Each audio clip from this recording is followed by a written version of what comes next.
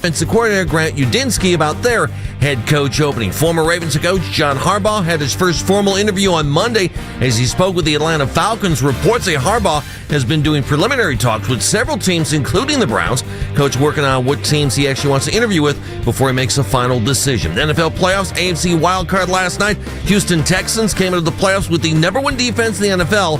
In the fourth quarter against the Steelers, they showed Pittsburgh why. Rodgers in the gun, 3rd down and 12. Rodgers empty backfield. He'll get the shotgun snap, 4-man rush, sets in the pocket, hit from behind, down he goes. Did he lose the ball? Rodgers is down. The ball picked up on the play by Rankins. He'll run it down the middle from the 20 to the 10 to the 5 and a touchdown. That courtesy NFL Westwood 100 right here on 92.3 The Fan. Texans win it 30-6 as they score a pair of defensive touchdowns as part of a 23-point fourth quarter. Meanwhile, the Steelers lose their 7th straight postseason game dating back to the 2016 season. Meanwhile, the Cavaliers lose at home to Utah last night, 123-112. Darius Garland had 23 points.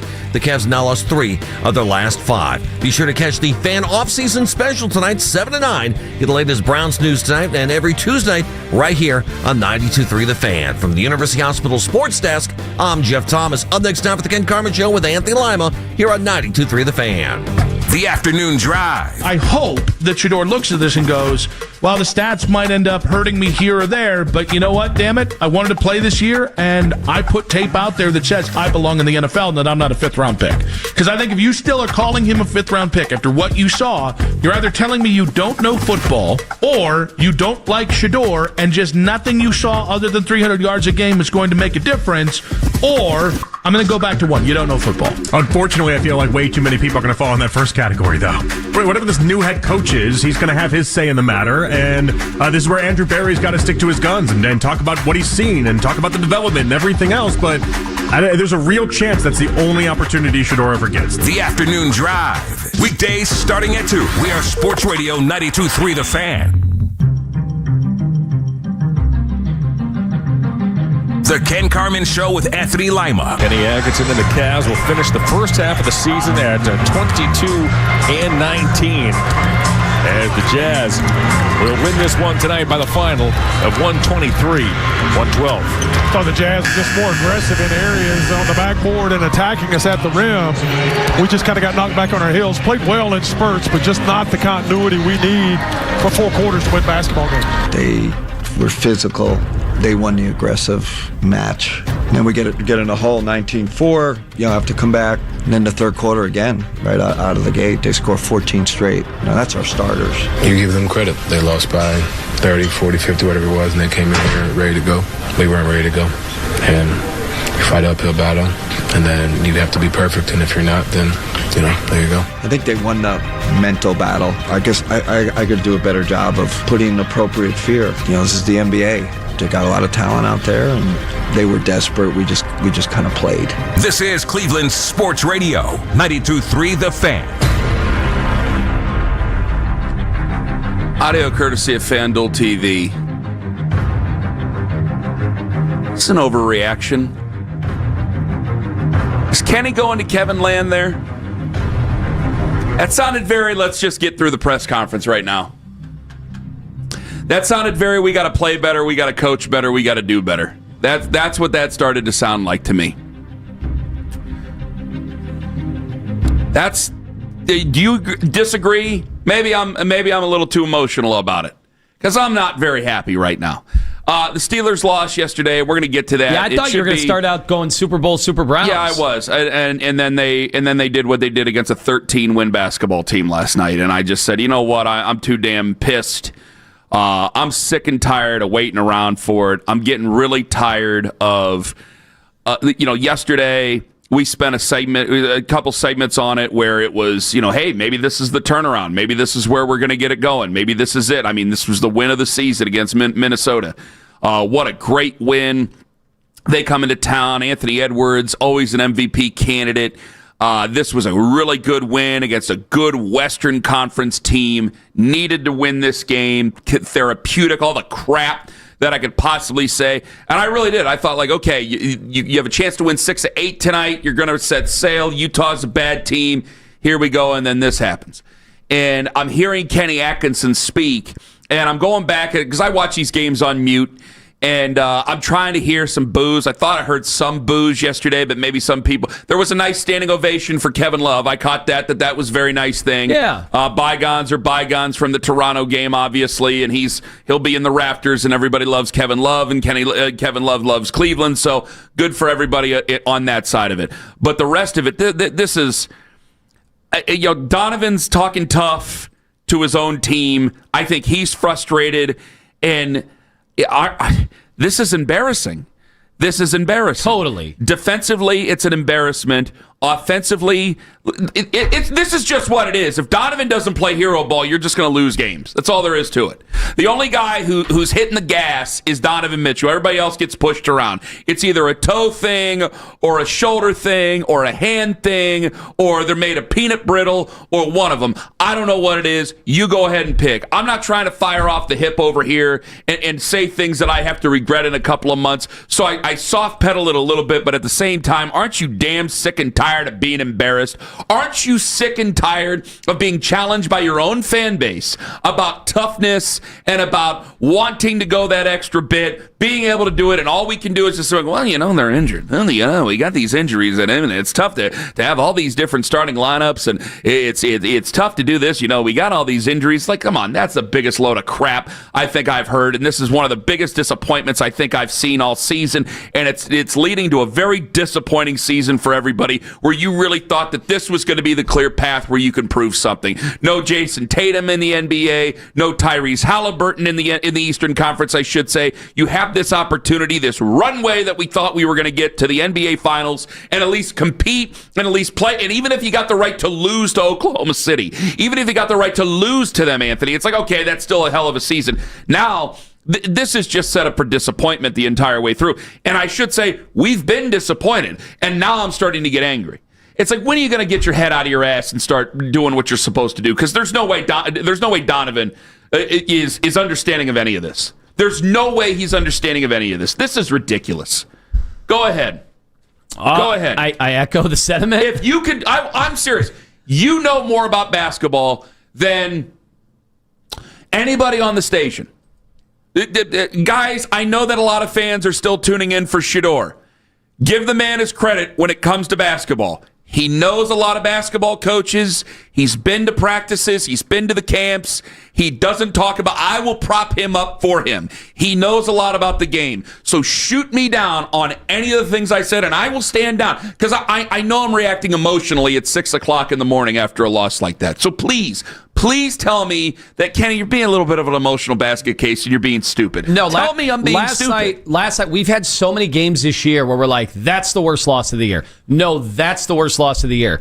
One thing fans kind of understood with Utah was they were a team that was, they're in the process of, again, trying to make sure they're going to be really bad this year, even though, they've been bad for a long time, but this is supposed to be like the last year they're going to be bad. And so when they don't play Lowry Markkanen, they're like the worst team in the league. But when they play them, they're frisky. They have 14 wins this year, which is more than their front office probably wants them to have.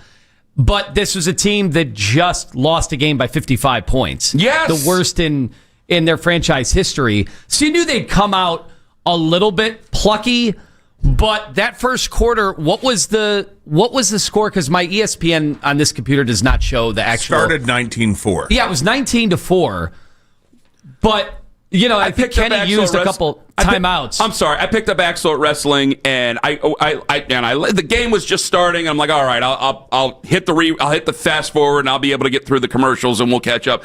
I get back in the truck, it's 36-22, and I'm like, I swear to God, I said it out loud. I go, you got to be effing kidding me. Well, and then, obviously, I was using different words. I go, you got to be effing kidding me. What did they do? Then Donovan had a little bit of a takeover, and before you knew it, they had a 4-point lead, like really quick in the second quarter. Exactly. So and I'm like, all right, now we're off and set and sail. Here we are. And even though I was bothered because I'm like, of course, Donovan has to bail him out because that's all he does is bail out the rest of these guys. And we sit here and we try to embarrass them into doing better, and they just aren't able to do it. It's impossible to do it. They're a bunch of nice guys, and that's great. Jared Allen got nothing bad to say about the guy. Evan Mobley got nothing bad to say about the guy personally. But my God, My God, it's just not going the way that this thing is supposed to be set up to go, and I'm getting a little bit pissed. In fact, I'm a lot pissed right now. I can't get my damn watch on my wrist, and I'm... Just go ahead. Just talk. So I'm watching that game yesterday, and I've had this kind of prevailing thought with, first of all, the NBA. I keep talking about how much it's changed over the course of a year. I don't know how this happened in such quick order. I don't think any sport has ever changed as quickly as this one, other than maybe baseball instituting the pitch clock. But that didn't necessarily mean certain teams would get better, certain teams would get worse. For whatever reason, with the Cavs, the way that the league basically changed overnight rendered a lot of what they do as kind of they're just another team, which is weird to say. Like Donovan Mitchell, Kenny, you mentioned that when he has an off night, they kind of can't recover. No. He was 7 of 18 for 21. That's okay, but that's not Donovan. He only got to the free throw line 3 points. That was a major problem last night. They shoot so many outside shots, and they let other teams get to the rim, and they let other teams get good looks from three-point range that they can't make it up. They cannot survive a game where Donovan Mitchell only scores, even against Utah, where Donovan only scores 21 when, they can't really get that. Where do they pool all that scoring together? Like, yeah, the Minnesota game, all 5 starters scored 20 points or something like that, which almost never happens in the league. Everybody was shooting like their best, most efficient game of the year, and they won. They scored like 140 points. They were able to do that. Last night and most nights, they can't do that. And Evan Mobley can't just snap his finger and get 30. And even Darius, who's had this nice stretch of games, he can't really snap his finger and get 30. So you're doing the math every night. It feels like the Cavs are, and I know they're 3 games above 500. I'm not trying to make it sound like they're the worst team in the league, but they can't just conjure up 120 points. Do you know the average scoring in the league right now? I got it pulled up. If you pull all 30 teams, the bad ones and the good ones, and you'd think there'd be some balance here, the average scoring output for any team on any given night is 116 points. So do the math. Where are they getting 116 when they're not lights out from 3 and even though they shot it decently from 3? If they don't get to the foul line. It's not about just, and I know, I'm going to be nitpicky here. It's not just about being 3 games above 500. It's not about that. And I know you can't go out and win 64 games every single year, but I laid it out. This year was supposed to be a runway to being ready to compete in the Eastern Conference, and you do not look ready at all to compete in the Eastern Conference. It's January. I understand that there's months left, but it's like, when are you going to flip your switch? Because now you're a flip switching team, a switch flipping team. Now you're that type of team, and it's like, well, okay, Donovan can only do so much. Like, he's not. I'm sorry, you're not 6'8" and a generational basketball player. You're a really good basketball player for the generation. You're a perennial all-star. You are first-team All-NBA quality, which is a really, really, really good player, but you're not what we've had in the past. And I'm not going to put that on him. That guy needs more help, and he's just not getting it.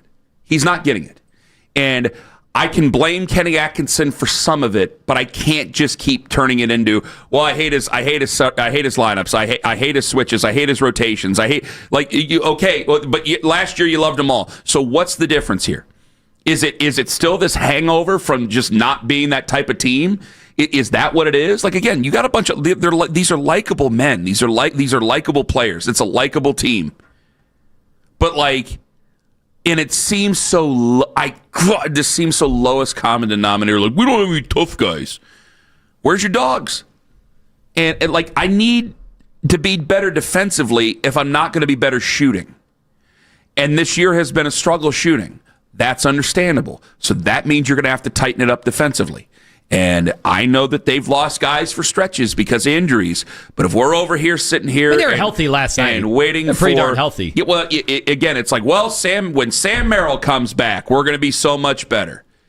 And when Max Strus comes back, we're going to be so much better. What's the bar? What's the bar? Is it just making the postseason? Because when you're talking about, well, when Sam Merrill comes back, and Sam's back, obviously, and when Max Strus comes back, it's like, well, that's making the playoffs. That's making the postseason bar. I'm sorry, is this not supposed to be an Eastern Conference Finals team? Yeah, they've never looked remotely like the class of the Eastern Conference or anywhere close. Like, I'm seeing people make cases now for Philly and for Boston, And not to mention New York and Detroit. This is embarrassing. Holding back F-bombs in January is embarrassing basketball. Yeah, your guards got outplayed by, a third-year good guard, but not like a perennial all-star or anything like that. Keontae George, I swear to God, he's I watched good. that game. Lowry Markkanen, you see, by the way, we use the term unicorn so much because it's lost meaning. Evan Mobley. Because I kept using it for a guy who doesn't deserve to be called the unicorn. But do you see the skill of Lowry Markkanen, who's the same height as Evan Mobley? Do you see the offensive skill and the gifts that Lowry has? Go ahead, Owen. You feel good about towing the company line and just saying, keep it the way it is, keeping the roster the way it is, and not changing the roster. That's not why I don't work. I'm not for talking him. to you. Oh, okay. I'm sorry. Talking to Anthony Lima. Whoa. You feel good about, and it's not company line in an actual employment sense, but in a Cavs fan sense. And a Cavs supposed to be my Cavs Sherpa, right? The guy walking me through the NBA.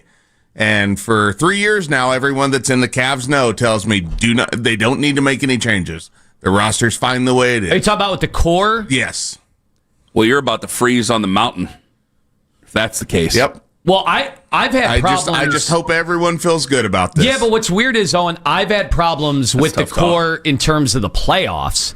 I didn't think the core would do this in the regular season. It's not like these guys are old.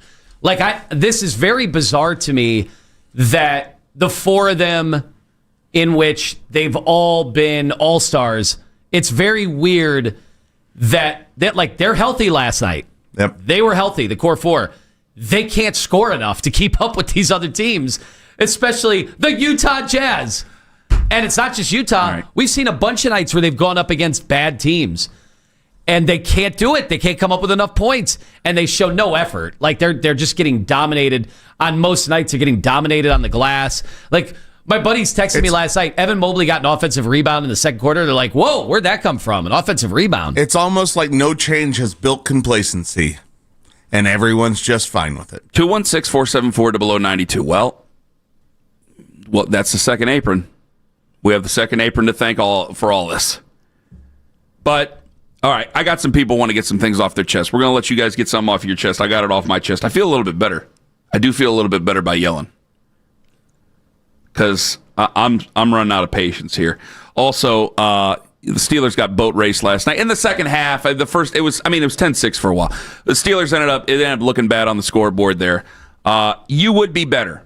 If something big were to happen today, you would be better. But will we just get stuck to? Ken Carman, Anthony Lima. Take us with you to work on the free Odyssey app.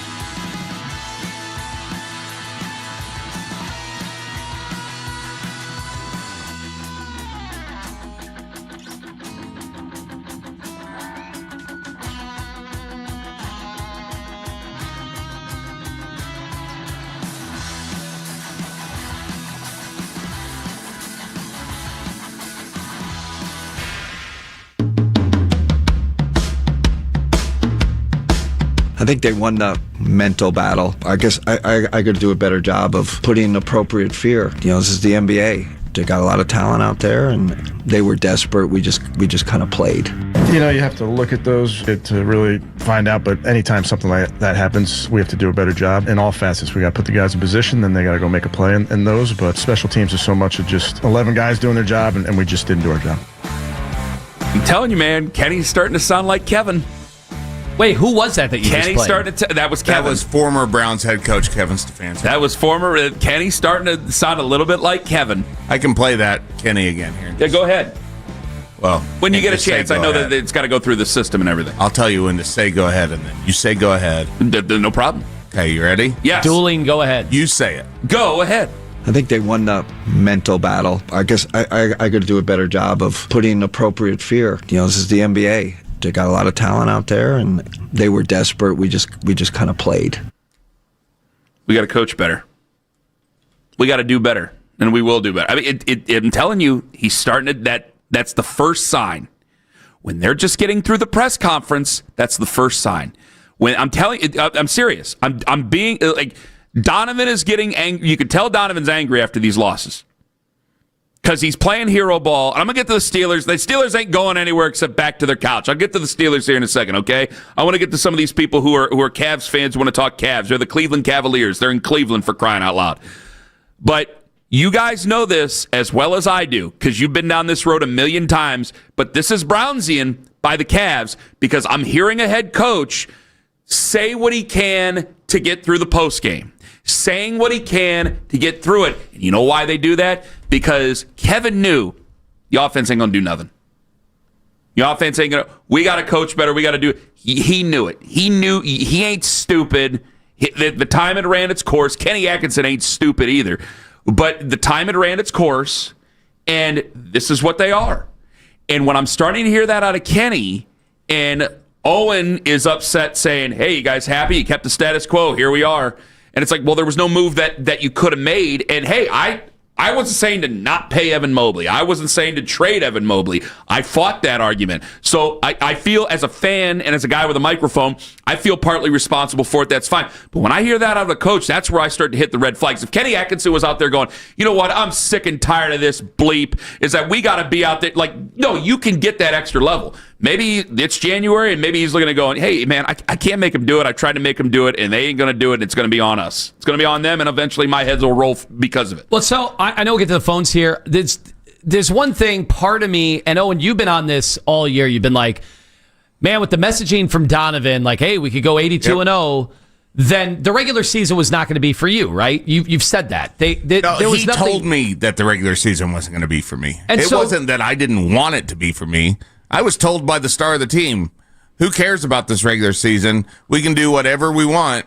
You guys aren't going to be happy. And to a point, you're right, because I'm not happy with it. Well, I'll tell you what, though. I care about the regular season. I'm way more pissed on January 13th than I ever thought I would be. Well, so obviously, like, you saw it against, like, the Knicks when they had that matinee and they were up 17. They blew it. Day. But they played hard, right? And they played hard against Detroit.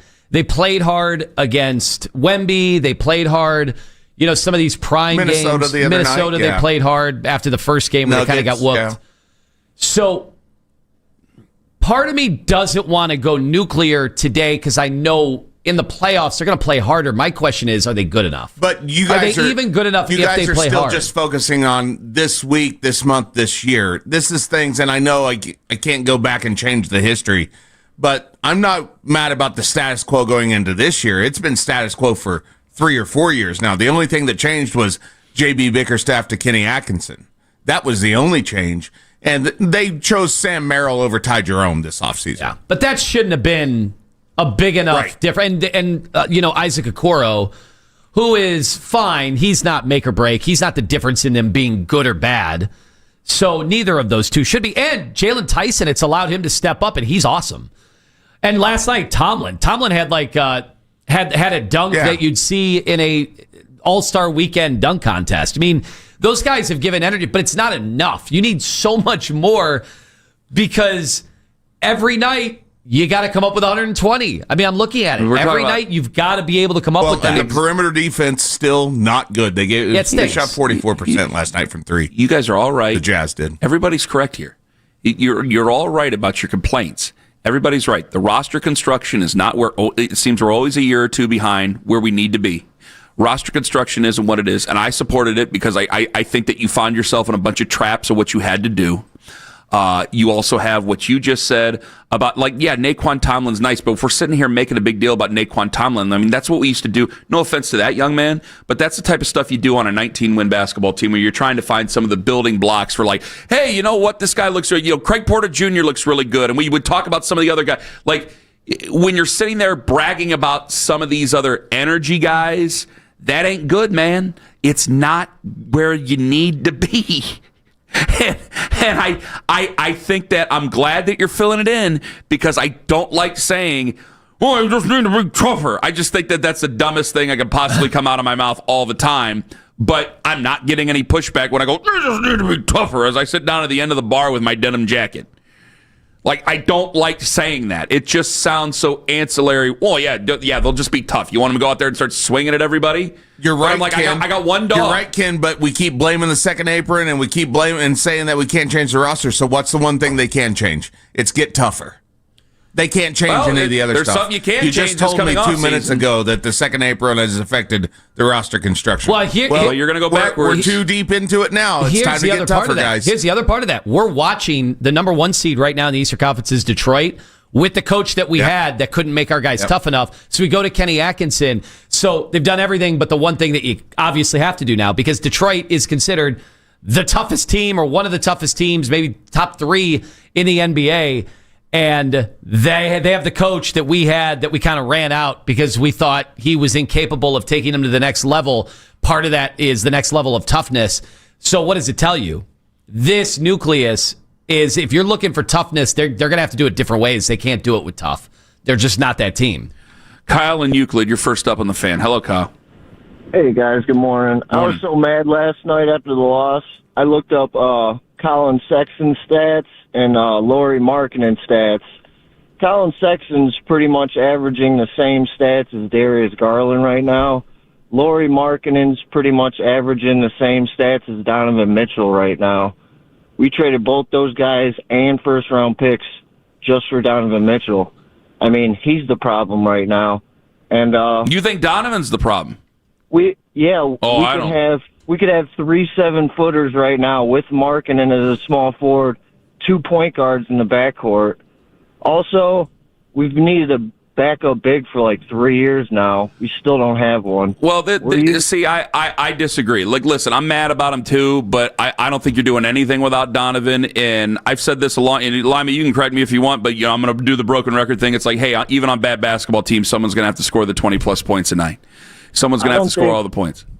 I don't think any of the other trades have worked out either. Karis LeVert for Hunter. Well, that one is one we'll come to an agreement on. That's been a disaster. It's been a total disaster. I agree with you on that. And I know Isaac Okoro, we kind of needed to move on, but Lonzo Ball, I mean, come on, guys. Well, he's done. I mean, they basically benched him. Boy, he can't dribble. Kyle, thank you for the call. I mean, you can't. If we were playing horse, I think it'd be fantastic. He can't drive to the bucket, so there's nothing. Look, he's a spot shooter. The only thing he can do is catch and shoot. Here's the thing: the Colin Sexton thing. Colin's the identical player that he was when he came into the league. There's just no ceiling there. Darius, we know the ceiling offensively. We know where it could be when he's healthy. I just don't know that he's going to be fully healthy. Do you trust that we're ever going to get back there? I don't know. And then if we even get back there in the regular season, do you trust that it's going to be there in the playoffs? But quickly on Markkanen, we just haven't seen him in the playoffs. We don't know. We know that Donovan Mitchell can take his game to a level that there might only be in the entire NBA. There might only be 8 other guys that can take the game to his level. He has how many 50-point games, how many 40-point games in the playoffs. But still, that's not enough. That's not enough. Now, I don't know that Lauri Markkanen can do any of that. We just haven't seen it. He hasn't been in the playoffs. I don't think he can, but you saw last night how gifted he is offensively. Jeff in Lakewood, real quick, go ahead. Well, good morning, guys. Great job. Man, this would be my last point. St. Carman, I want to give you a shout-out, man, because you spoke from the heart, man, and the thing I've been explaining to people in Lima, you made a good point too, man. We just got to stop it, man. I've been following Cavaliers since like the 70 on Euclid, man. We got to stop it, man. We got to know when it's not their year. You know what I'm saying? And you can watch Donovan. I told teams they ain't got no heart, they ain't got no fight, they ain't got no hunger, they ain't gonna never get it. But you can watch Donovan Mitchell, man. I'm telling you what I believe in my heart, man. That man know he ain't got a chance with this team. It's clear as day, man. He knows. Just watch the game, man. We got two eyes, man. We got to stop all this craziness, man. This team, anybody know about basketball know this team ain't got a chance to do nothing, man. Jeff, Donovan, listen. That man ain't no. I appreciate the call, and I appreciate the emotions. I got 15 seconds before I got to get to a break, so I thank you very much for the time. I'm going to tell you the exact reason why I'm so sick. Jeff just hit on it there for a second. I'm going to tell you the exact reason why I'm so sick coming up in 5 minutes. And, yeah, the Steelers lost, and that puts Mike Tomlin on watch. If he was open and we got him, would we just be stuck to Ken Carman, Anthony Lima? That coming up on The Fan. It's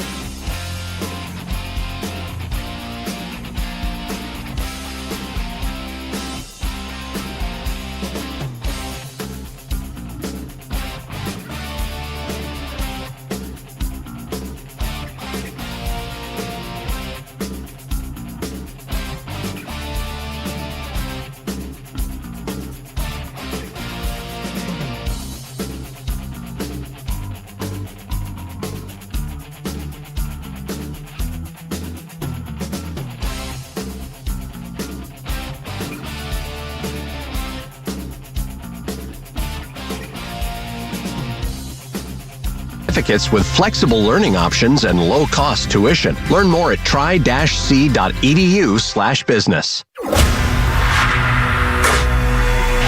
Headline sports news every 20 minutes from the University Hospital's sports desk. We are Sports Radio 92.3 The Fan.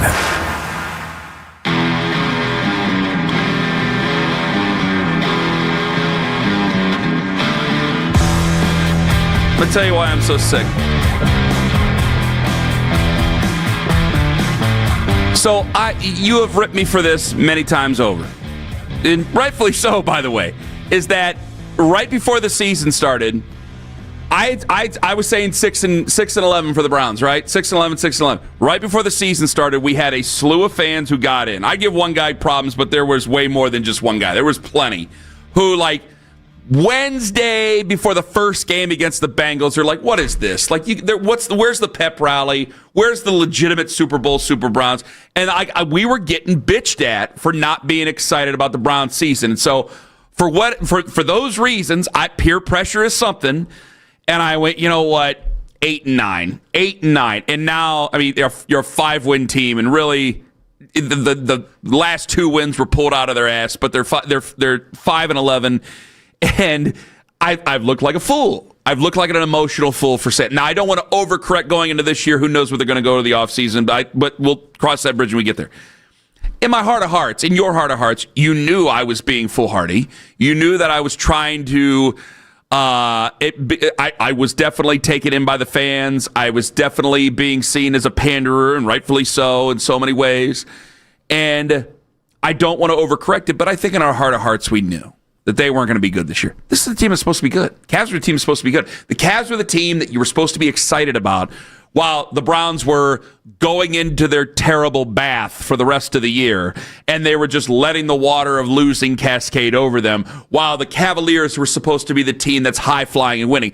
And I wasn't expecting 64 wins, but that was an abomination last night, and it makes you even angrier. It makes me even angrier because I just got done yesterday spending 2 segments, parts of 3. Hey, this is win of the year. I know what you said about San Antonio, but that's the win of the year against Minneapolis or against Minnesota. Maybe this is where they really start to climb out. They really start to go. Then they lose to Utah, and you have Kenny Atkinson saying, yeah, they just wanted it more. They just wanted it more. They just wanted it more. You've been embarrassed, publicly humiliated in the postseason each of the last 3 years. They wanted it more? You're not hitting the gas? And so when I'm hearing that from Kenny Atkinson, who's starting to sound like Kevin, I'm like, yeah, I think he knows that these guys, they just ain't got it for him. Sorry. I'll finish it there if you want me to. That's fine. We can go on. I got Zach coming up at 8 and all that other stuff, but I just had to get that off my chest because that was... I just wonder if they think upsetting as possible. If they think that because the postseason was so bad, this whole thing was just a precursor to making sure it doesn't happen again in the postseason, and so the regular season's gotten away from them. I hope that that's a valid excuse. I mean, that's an impossible way to try to prep yourself and get ready, because what happens if you just go in the postseason and you lose? Like I said, I'm watching Philadelphia. Philadelphia won last night. Joel Embiid, who's playing on like one leg, is dropping 25 to 28 every night. Can Evan Mobley do that? I have no proof. No, he can't. And I have no proof that they will pay the fiddler when the time comes. But and then Maxi's been better than Donovan and Darius Garland. We'll pick the Cavs back up coming up here in a bit.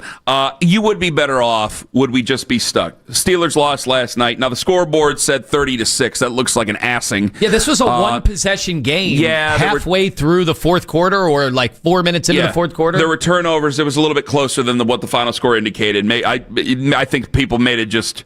If they watch the game, I think a lot of people probably watch the game so they know they know what happened. But it is 6:46 in the morning, so maybe some people went to bed. It was a closer game than what the score indicates. C.J. Stroud was not that great in that football game. Neither was Aaron Rodgers, for that matter. And you got to wonder whether or not that was Aaron Rodgers' last NFL game, because he's 42 years old. But it does bring into question, 10-7. We'll have Pony on today at 9:20 if he bothers to pick up his phone. So that's tentative. I'm sure Pony at 2 o'clock is going to be calling for Mike Tomlin to be fired. And I'm sure that on the morning show over there in Pittsburgh, they're probably taking calls about Mike Tomlin being fired. If Mike Tomlin gets fired, what's the difference between him and John Harbaugh? Right off the tippy top of your head. about success, about complacency. What's the difference between John Harbaugh and Mike Tomlin? It's actually there's a lot of similarities. Well, that's what I'm asking here, because when John Harbaugh got fired, I'm serious. Like, I would have done it for a bit. I would have driven down to John Harbaugh's house and hung out outside John Harbaugh's house and begged him at his gate to come take the Browns job.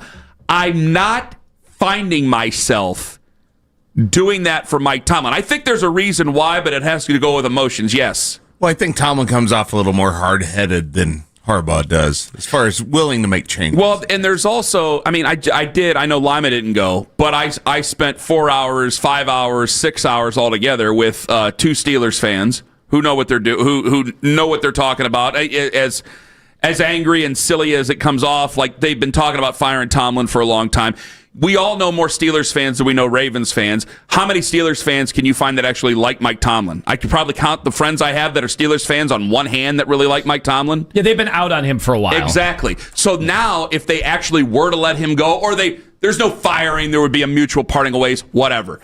If he were to actually be separated, I find myself apprehensive, and I'm going, well, I'd love to get to I'd love to have the Steelers' problems. But I say that now, knowing that, yeah, I'd eventually get to where Steelers fans are if we just kept making the playoffs and losing in the first round. I would get to that level. I would be frustrated with Mike Tomlin over that, but I'd love to get to there. So what stops me from wanting to get in a car and going after Mike Tomlin? It has to be the Steelers fans I know. So it's funny because neither coach, Harbaugh or Tomlin, we talk so much in this league about finding that next young, hot commodity. The Browns are doing all those interviews with every guy that the league thinks is an up-and-coming offensive dude or a schemer that's in their 30s. The Browns are going to interview them, or at least take a serious look. There'll be a comprehensive review of those types of candidates. Because the thought is, if you land one of them, you're never going to have to worry about losing them when you win, because you're the coach. So you don't lose that guy. When you have anybody else and you've got a hot coordinator, and like Sirianni in Philly, you've lost how many now on both sides of the ball, that if that's where the secret formula is, then that's going to be a problem, because you're going to keep losing with the turnover in coordinators. But the part that's different about Harbaugh and Tomlin is they are not considered these strategic heavyweights, right? They're not winning games because of their X's and O's. That's never really been the Tomlin or the Harbaugh way. What you're getting with them is an essence. You're getting an ethos, just spirit. All these words, it's hard to define, right? It's hard to go in and steal that. If you were able to observe, if you go into a given day in training camp or in week 4 on a Wednesday, it's tough to bottle that up. But it's just there. It's there. It's a mentality. And it's something that the Browns haven't had. The Browns don't have that mentality. Exactly. But those teams do. What is it? I don't know. I can't bottle it. I can't figure it out. I can't repackage it. You're right. 216-474-0092. Would you want Mike Tomlin? They just lost 30-6. Houston scored 23 in the fourth quarter. This was a tight football game for most part. Would you want Mike Tomlin if they were to separate? And would you want Mike Tomlin? And I find myself apprehensive. Yes. But I'm like, I need to raise the floor, because the Steelers fans are frustrated. They're not humiliated. They're not known to make the worst trade in the NFL. They're not known to have to be, quote, an unserious franchise, even though I think that they've proven many times over, the Browns, that they're willing to do desperate things to try to win football games. Just the problem is that they're too damn desperate, and it's all backfired on them. But they are certainly trying to win. And much to our chagrin is that they do it, and they not only lose, but they get embarrassed by losing while they do it. Are Steelers fans embarrassed? Is there an embarrassment there? I think you're frustrated, but it's not 5-11, not 3-14, not some of the, like, we hear about stories of wide receivers kind of losing it at the end when they leave Pittsburgh. I don't hear a lot of it during it. I know that there's been some strife and questions about whether or not that he's kept up with the times. Tomlin's kept up with the times. Like, I would give the advantage to John Harbaugh. I think that John Harbaugh isn't given enough credit for changing the way they do things in Baltimore to make it fit for, at the time, you got to go back to 2018. Lamar Jackson was a change, I think a huge change in how we look at football in the NFL. You think about the conversation that some people were having before Lamar Jackson came into the NFL and some of the silly things that were said, and now what we talk about with the NFL, I think that he was a watershed moment. And John Harbaugh contributed to that. He did. I don't see the same thing with Mike Tomlin. And I think that there's a lot of things that are... But that's the thing. He didn't get Lamar Jackson, you're right. Part of it is they've never been bad enough to just go get that quarterback at the top. So he's been stuck with the worst, the last 5 years of Big Ben, who he couldn't even throw the football down the field. Neither of the Ravens. The Ravens made a bold move for them. They made the bold move, but have the Steelers, like every year, they've traded so many either first-round picks or second-round picks to add, to make a run every time, but they've never had... when's the last time Big Ben was actually good? That's the last time he had good quarterback play. It's been a while. This was not good quarterback. This year out of Aaron Rodgers was better than they've had, but you saw the limitations. I mean, they've always had air yards are as low as they've been. Yeah, they've a lot of checkdowns. They've had for a decade now limited quarterback play, and I think that has been what's truly held them back, because his defense last night was hanging tough. They were giving up yards, they were giving up first downs, but they were making plays when they needed to, but they didn't get anything on offense again. And it's like Tomlin, they've almost been too good to get that good quarterback to bail them out of those spots. So let me ask you guys, 216-474-0092. I mean, we have spent almost a week now waiting with bated breath on the ideas of what John Harbaugh might want. And I think to a man... I think the vast majority, 97+% of Browns fans would love to bring in John Harbaugh. If Mike Tomlin and the Steelers were to have a separation, would you want to bring in Mike Tomlin? Because I find myself way more apprehensive about Mike Tomlin than I did John Harbaugh. 216-474-0092. Ken Carman, Anthony Lima, live on The Fan. This is an Odyssey Sports Minute. Not only did the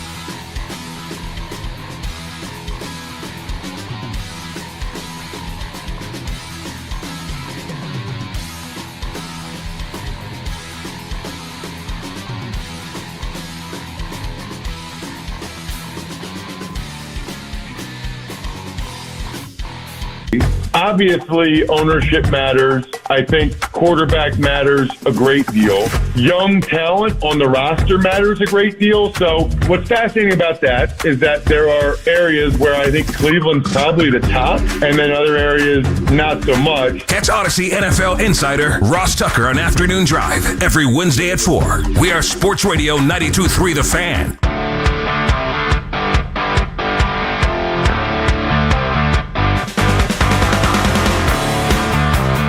If Mike Tomlin were to get separated from employment for the Pittsburgh Steelers, why wouldn't you want him? Because I'm kind of, which is silly. We won 3 games last year. We won 5 games this year. Like, you'd never be that bad with Mike Tomlin, would you? More on that in just a moment. Folks, check out the Fan off-season special tonight. It's Tuesday, tonight. And every Tuesday night, the off-season special. It's not just Taco Tuesday. It's Browns off-season special Tuesday. 7 to 9 p.m. tonight, Jake Volnick, Lance Riesland, the coach, Daryl Ryder, the dangerous one, the recapping all the latest Browns news, breakdowns of the off-season needs, where this team could be headed in free agency, and, of course, the draft ahead. You can listen right here, 92.3 The Fan. Stream us on the free Odyssey app. It's going to be broadcast live on YouTube as well. So it'll be on YouTube Live. That's the Fan off-season special each and every Tuesday night. See, I thought it was just today, and that's it. It's each and every Tuesday night. Reminds me of the old draft show I did with the late, great BSK. We used to do it on Wednesdays. Folks, this is Tuesdays, and you can listen to it from 7 to 9. There's no other reason, no other place to go than right here, 92.3 The Fan, 92.3thefan.com. YouTube Live for free. It's absolutely, positively free. Love Coach Lance. Love Jake. Obviously, we love Daryl. Nowhere else to be. But tonight, 7 p.m., they'll give you all the very latest. Love Coach Lance. He's very understanding.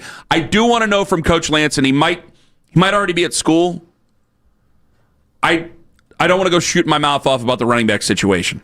There's a question about how the running game looked before and after Quinshon Judkins' injury, and I just want to ask him. Before I go, I know I'm a football guy, self-proclaimed, but I don't know as much as Coach Lance does, and I'm not going to pretend to, so I want to ask him about that. Maybe they can ask him that tonight at 7 o'clock, 7 to 9 p.m. each and every Tuesday night. So I'm not as intrigued to take Mike Tomlin, and I don't know why I should. I should. The standard of being, they make fun of the standard in Pittsburgh, and I think the only reason is, as I've heard so many of my Steelers friends complain about Mike Tomlin, that I don't think I'd want him. And I think that the personnel, first, I do not think he'd want to work with Andrew Berry whatsoever. And you could say, good. Well, they give him a lot of blame for the decisions that they've made on their roster. And like DK Metcalf, you guys saw last night, DK Metcalf, he's number 1 on this team because we don't got much, but he's not a number 1 in the league. He's maybe a higher number 2. He's not a number 1. And they go back to the well, and you would set a standard where I don't think we'd ever be worse than 500. And that's a good thing, because we wouldn't be embarrassing. We wouldn't have any of the strife and any of the anger and frustration that Browns fans have had for a long time, save 3 seasons over the last 26 years. So that's a good thing, a very good thing.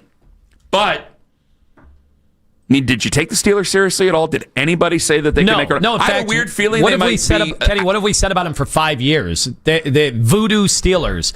They have pulled out so many wins, and every season we're like, how did they win this many games? How did they come up with double-digit wins this year? How are they in the playoffs? We've done this every single year. And so why? Why is it that they're able to do it? Because their rosters have not been that great. They've not. And they haven't had a quarterback either. They've not been, but they haven't been like ours. It hasn't been the way other ones. And you could say, well, they play the Browns twice a year. We split with them every year. Yeah, we do. So it's not like they just feast on bad opponents in their division. This isn't the AFC South. I know this year wasn't a great year for the North, but this isn't the AFC or NFC South where it's like, okay, well, you're feasting on 3 bad teams and 1 good one. Like, it's usually a pretty tough division.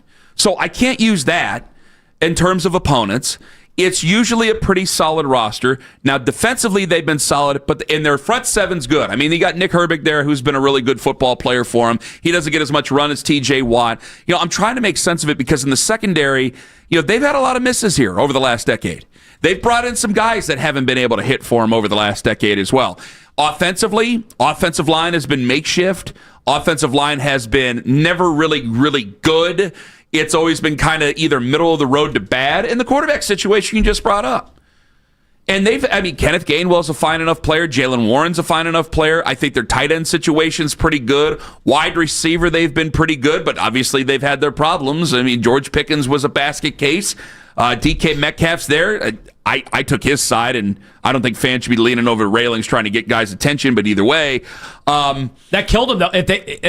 They came out, they threw to Metcalf like 5 times in the first 2 quarters of the first quarter, and I'm like, man, those first two completions might have been enough to beat the Browns. And considering how I watch Aaron Rodgers all year, I thought losing Darnell Washington was actually bigger because it was massive. There was so many checkdowns from Aaron Rodgers.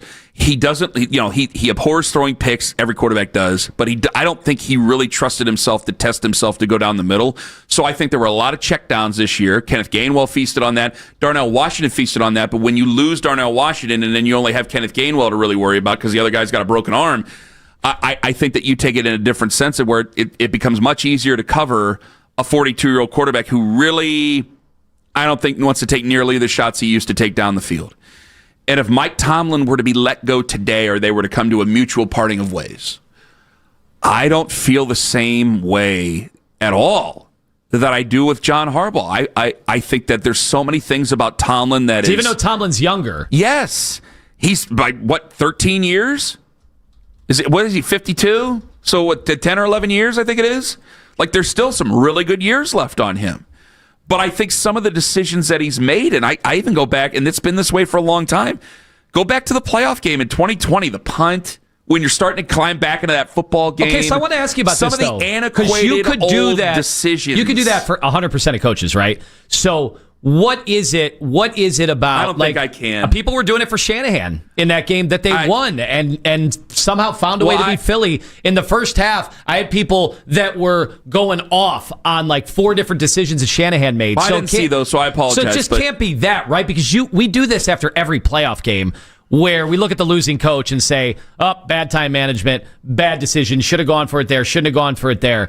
So it can't be just that, right? I think it's the way that it's almost like he fights back on things that we've learned. It took us a little bit because you go with what's comfortable, right? You're always going to be a little bit slower to move to something new, especially as a Browns fan, because you didn't even trust what you knew before. Hold on, Kenny. The Browns have gone for, I saw yesterday, there was a chart. You know I love my charts. There was a chart that took every NFL coach last year and graded their timeout usage for the whole year. And Kevin Stefanski, if you were at the bottom of the graph, you were doing well. Top of the graph was Sean Payton. He was the worst. Kevin Stefanski was, I think, the 3rd or 4th best. So it can't just be that either. It's not just that, Anthony, but it's some of the decisions that are made where, again, I go back to that playoff game, but it's other things where it's like, man, he's always going to take the 3. He's never going to push the envelope. And it took me a while. I mean, we've been a more aggressive team on 4th down we were a more aggressive team on 4th down under Kevin Stefanski, obviously. And it took me a while to adjust to that because I didn't trust any other coaches. And when you're just getting off the Freddie Kitchens, well, we're just going to go for it on 4th down and be crazy because we're crazy people. It's hard to trust that. Now I look at it and I've seen what the NFL in 2026 looks like, and I think I know what the NFL in 2026 and beyond is going to look like. And I think that Mike Tomlin, I don't feel that John Harbaugh is behind. I feel Mike Tomlin in-game is behind. You might be right, but there's a but there. We go and hire a 35-year-old up-and-coming coordinator. Okay, they might get all that stuff right. They might have grown up playing Madden. They might have analyzed more games per pound than the way that like Tomlin or even Harbaugh look at things, right? Because that's same thing people said Harbaugh. Did things kind of pass him by in terms of being at the forefront of how the game is played today? You might have the edge when it comes to timeout usage. And you might have the edge when it comes to going for it on 4th down, or you're down 15, to go for 2 earlier than maybe some of the archaic or antiquated NFL coaches. But what if you don't have, like I told you, that mindset that when you walk into the building, you know who's in charge, you know how to hold people accountable, the things that Tomlin and the things that Harbaugh are good at. You have a word I wrote that it right you wrote, down, culture. and people on YouTube Live can see it. So what's more valuable? That's my issue. Let me contradict myself the moment I say it. It has to be the Steelers fans I know. It has to be them. We are so close in proximity. And I'm from Canton. You know that there's a mix in there because of the steel industry, all the stuff. And I just wrote down culture. Because the Steelers go 9-8, and you always, George Pickens is this and that. You hear this on his way out. Antonio Brown saved the attempted murder charge. All the Antonio Brown stuff on the way out. All the other, who was the other wide receiver that Deontay Johnson, all that stuff on the way out. Like, it's all on the way out.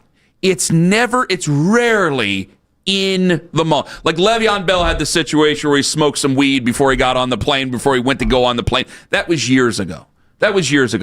You don't hear these things. And it's like, I don't think I'm going to have some Jadeveon Clowney thing, some back channels, backstabbing, infighting type of thing. Like, I talk about culture all the time. He's culture.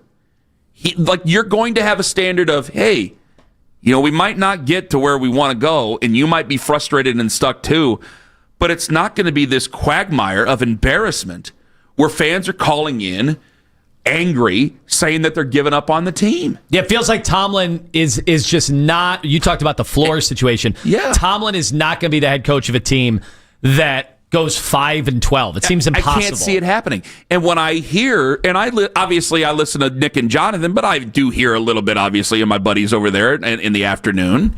Regrettably, I say it, but it's true. And I hear these Steelers fans call in, and when they say, like, oh, I'm done, I've been a season ticket holder here since Three Rivers, and I'm done, and all that other stuff, I go, boy, the entitlement that you guys have. It's unreal.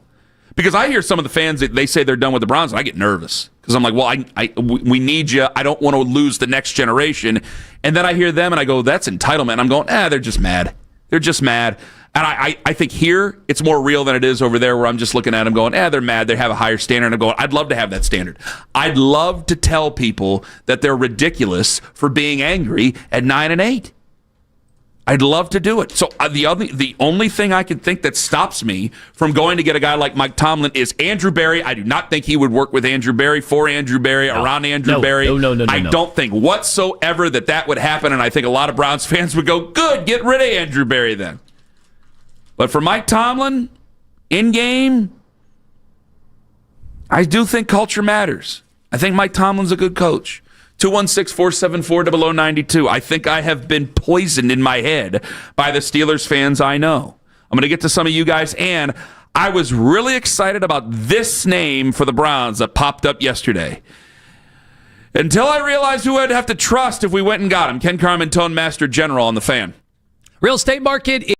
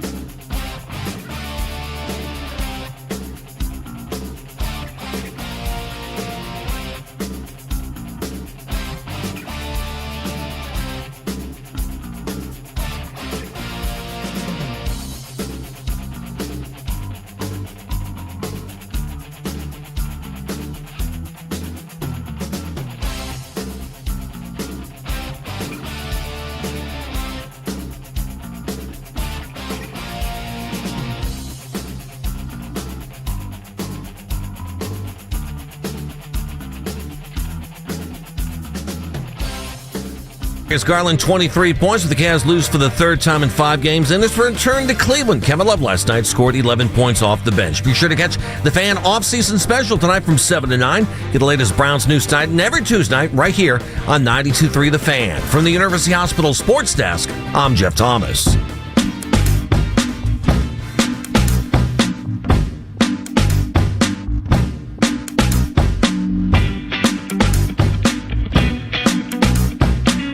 Zack Jackson, 40 minutes away, about last night, coming up at 7:45. Neutral Zone, Rat Boy and the Hog at 8:45, where there's a rumor about one young man going back to college. For your sake as a Browns fan, you need to hope for it. I wouldn't pray for it. There's more important things to pray about. But for your sake as a Browns fan, let's hope the SEC gets their way. Let's hope that there's a special team in the SEC that gets their way. For our own good as Cleveland Browns fans. That's coming up at 8:45 with Neutral Zone with Rat Boy and the Hog. I promise you that. Also, we'll give away CSU tickets for our game on Thursday night, coming up at 9 o'clock. And yep, the Pony Express, he's slotted to come on with us at 9:20. If he picks up the phone for whatever reason, the one valley that he's in the peaks and valleys of western Pennsylvania, sometimes his phone doesn't answer, or it's just a BS excuse because he didn't wake up in time. Who knows what he was doing last night, getting boozed up. I want to get to Jim Schwarz here in just a moment. Let me get this off my chest here about Grant Udinski. Grant Udinski's 30 years old, and he is a possibility for the Cleveland Browns. They've requested to interview him. He is the offensive coordinator for the Jacksonville Jaguars. Now, I want to go quick with this because Jim Schwarz is a big deal, and Jim Schwarz, they've requested to interview him in Baltimore.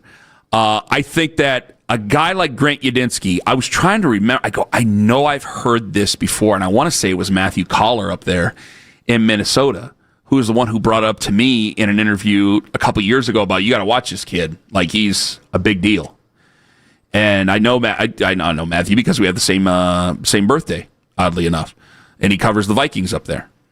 That's where we're at right now on all this. And he's like, you're going to love this young guy. If he's going to be a head coach someday, you're going to love this young guy. Okay, nice 30. And he's never called plays before, and I got that yesterday where I think you and I agree on this. I think play calling is overrated. I think so many guys get hired for play calling, and then they don't know how to manage a football game, and they manage their team, or they call plays right into losses for their football team. When you're the head coach, you have to manage everything. You have to be able to get the ebbs and flows to give your defense the support that they need. You have to be able to pull back on an offensive coordinator and go, excuse me, this is a what possession game, and we have how much time left? You're running the football here. Like, you have to do that. And I think guys get caught in offensive coordinator mode. And, like, I saw Shane Steichen do it last year. I thought I saw Shane Steichen do it a couple times this year, and I thought he got better in Indianapolis because of it. I think that he had to because of the situation that they had at quarterback. That's just one example I give you. And I know I'm going into the weeds, nitty-gritty about that. So him not calling plays, yes, that's something that you're going to talk about. But I think it's an overrated thing. I'm hiring a guy based on his plan for management, his organizational skills. It would be a gamble to take a 30-year-old guy. I can give you Sean McVay. I can't guarantee he's going to be Sean McVay. Can't do it. It would be a gamble. But you want to go young offensive mind, that's the league anymore. A lot of young offensive minds are head coaches of the NFL, and you're thinking, if it doesn't work out for Grant Udinski, it'd be like, hey, you're 30 years old. If it didn't work out, you're 32, 33 years old by the time it's over. Like, you're going to be a head coach again in the NFL. Honest, I've never heard of the guy. Owen, have you heard of the guy? I have no clue. I swear, Matthew, thank God for Matthew for bringing him up. Because I had never, I go, where did I hear it? I go, oh my God, it's Collar who told me. Yeah, the Shield House. What, somebody tweeted us last night. Shield House. Yeah, somebody tweeted us last night. Is the name. And they had like a 5-minute video on all McVay's coaching tree and how it's really just more branches off the Shanahan coaching tree. So the whole league is all incestuous. Yeah, this whole league, every save maybe 4 teams, 28 out of 32 have somebody from that coaching tree. You wait until Kevin's that is on the offensive side of the football. You wait until Kevin's a successful coach, and then 20-something-year-old Axel Carman comes off the Stefanski tree. But that's here nor there. But Stefanski came from the Kubiak tree, which is off the Shanahan tree, which is on the Dan Reeves tree, which is that's what I mean. These all who's off the Tom Landry tree. these all kind of originate from the same place, so that doesn't matter to me anymore. Walter Camp. The other part of it is smoking weed back in the day. The other part of it is that this video they sent us, it's 5 minutes of... Did they say the name right? Yeah. Okay, yeah. thank God. It's 5 minutes of him working on the computer and using an architectural program to plot all these plays out and then getting it ready for the install. And someone's like, I think we found the guy. And I'm like, what? He's doing data entry. Well, where's Isaiah Bond fit in all that? I can chart these plays in 2 seconds using AI. This doesn't mean you're a good head coach. What are you talking about? If I know a guy who can chart things, I know an Anthony Lima. I guess I'm qualified. Short? Give me 3 days with one of these members of the coaching tree, and I can actually save this. This guy's bragging. Shieldhouse is bragging about how, well, he's not bragging, but it's like, yeah, these Tuesday nights are long hours before our Wednesday install. I'm like, you're wasting time. You're not working smart. What are you doing? Wow, Tone is anti-Shieldhouse. No, I'm anti. And for $20, you can get the upgrade where it doesn't like. I'm half the time. anti anybody that thought this would make you a good head coach. Is that you are working till 1 a.m. on Tuesday night, putting these plays in for an install? I'm like, you guys are all wasting time. That's the one thing, Kevin. I disagree. Kevin sat. Well, I can tell you, Kevin sat with us off the air, and we were just BSing one time before a segment, and I learned more. By the way, he was so much better right before we went on the air. We went on the air, and he was Kevin. But off the air, most of he's them are going like that, on and on and on about how work smarter, not harder. Anybody bragging about how they're spending long nights, they're just wasting time. Kirk Cignetti, there's a great video of him talking. Maybe it was right when he got hired, and he said, I'm not going to be walking around the building going, who is still here after hours? Oh, I'm going to give him a gold star. He's like, no, we're wasting time. He said, in our meetings, it's business time. Well, it's time to actually figure stuff out. He goes, I'm not buying all that late hour stuff. Can I defend the Shieldhouse thing, which I didn't even see? Can I defend a video I didn't even see? He's doing his job at a high level. He can do his job at a high level because he's got Matt Stafford. So you have a high IQ quarterback, a good leading quarterback who knows what he wants out of his football team, who knows what he wants out of his offense. And so when you have a guy like Stafford, you can go ahead and plug in things and make it, hey, make this make sense to everybody so we find the very best ways and best formulas to win. You can do that. In Cleveland, you'll have Shedeur Sanders, who is very much learning, or you'll have quarterback X out of free agency or a trade or bridge or whatever. It's going to be different. So I don't want you to be all anti. The only person I'm really anti is Cliff Kingsbury just because of Peter Principle crap. That's the only person I'm like, no, I don't want any part of him. It's just funny whatsoever. I guarantee Cliff Kingsbury could do exactly what Nate Shieldhouse was doing in that video. I'm sure he is. So could 1,000 other guys. That's my point. But that doesn't mean you're a head coaching candidate. Well, obviously, I know that. That's fine. But I'm just giving you the reason, and you're getting upset over a video that you saw that I didn't even see. I'm going, yeah, he's doing what he's supposed to do. That's his job. He's supposed to come up with different ways as the passing game coordinator, so Matthew Stafford can flourish in his offense with the guys that they have. I can't blame the guy for doing his job. I'm not blaming. Yes, you are. No, you're not getting what I'm saying. Now I'm not getting. I'm saying that video is not evidence that you're the next big thing in the NFL, and we have to tap into it now because if we miss out on him, we're not going to be. There's 1,000 guys that can draw up plays, catalog plays, that's true. Call the plays. That's true. That's not a head coach. I don't understand why people don't get this. And this is the difference between... Well, I saw an abacus in Kevin Stefanski's office, so maybe he's ahead of him. This is the difference between when we're talking about Mike Tomlin, who, because he was in a playoff game last night, because it's 5 straight that they've gotten blown out, it's like, yeah, Mike Tomlin doesn't have a quarterback. Like, I hate to simplify things. This is the difference of why I think Kyle Shanahan's amazing, is he's been to 2 Super Bowls without a real quarterback. Like, Brock Purdy is good, okay? He's better than I would take Brock Purdy today over Aaron Rodgers today. I think... But Jimmy Garoppolo is fine, right? He's fine. But he's not any of the guys that you strive to get. You know, the Lamars, the Joe Burrows, the Patrick Mahomeses, the Josh Allens. Maybe Caleb Williams is going to be there. Even Jordan Love. I would take Jordan Love over anything Shanahan's had. Jordan Love's really good. Yeah. But that's what I'm saying. Like, if Mike Tomlin had one of those guys, I bet he'd get to the Super Bowl. He doesn't have one of those guys. They'll never bottom out to get one of those guys. I don't know how he gets them. That's the one hard part about this. I mean, okay, they did bottom out for Caleb Williams, but we're going to. Yeah, I get what you're saying. I get what you're saying. I got a little defensive of Nate Shieldhouse just because I just think he's doing what he's supposed to do. Yeah. But I agree with you altogether. It's like I still need. We're gonna be trending towards a younger team. I need a guy who's going to be a leader. Just can I say this about Grant Udinski real quick before we get to the Jim Schwarz on this? Is I brought up the Sean McVay situation. The Rams weren't known as a great organization when Sean McVay took over. Okay, this was seen as a very big risk and a very big experiment. They made their situation better because they had Wade Phillips running their defense and basically was the head coach of the defense in so many ways. Like again, I bring up the Sean McVay where he went over and sat on the equipment box for half the season with the quarterbacks until he got his feet wet. Like that, you might have to do that with Grant Udinski. Sean McVay was also calling plays. You want to bring up the play calling thing. He was calling plays for a couple years before that. And then I have to think about who do I have to trust to make this thing work? Because now you are going to have a young head coach that is going to make mistakes as a head. If you were to hire him, you're going to have a young head coach who's going to make young guy mistakes as head coach in the NFL. You have to have the proper systems in place to support him and also establish a good culture. He hasn't been around very long. And I don't think that you have what it takes. I mean, Andrew Berry, could you see Andrew Berry being fired by December? Yes. Okay. I think everybody out there says yes.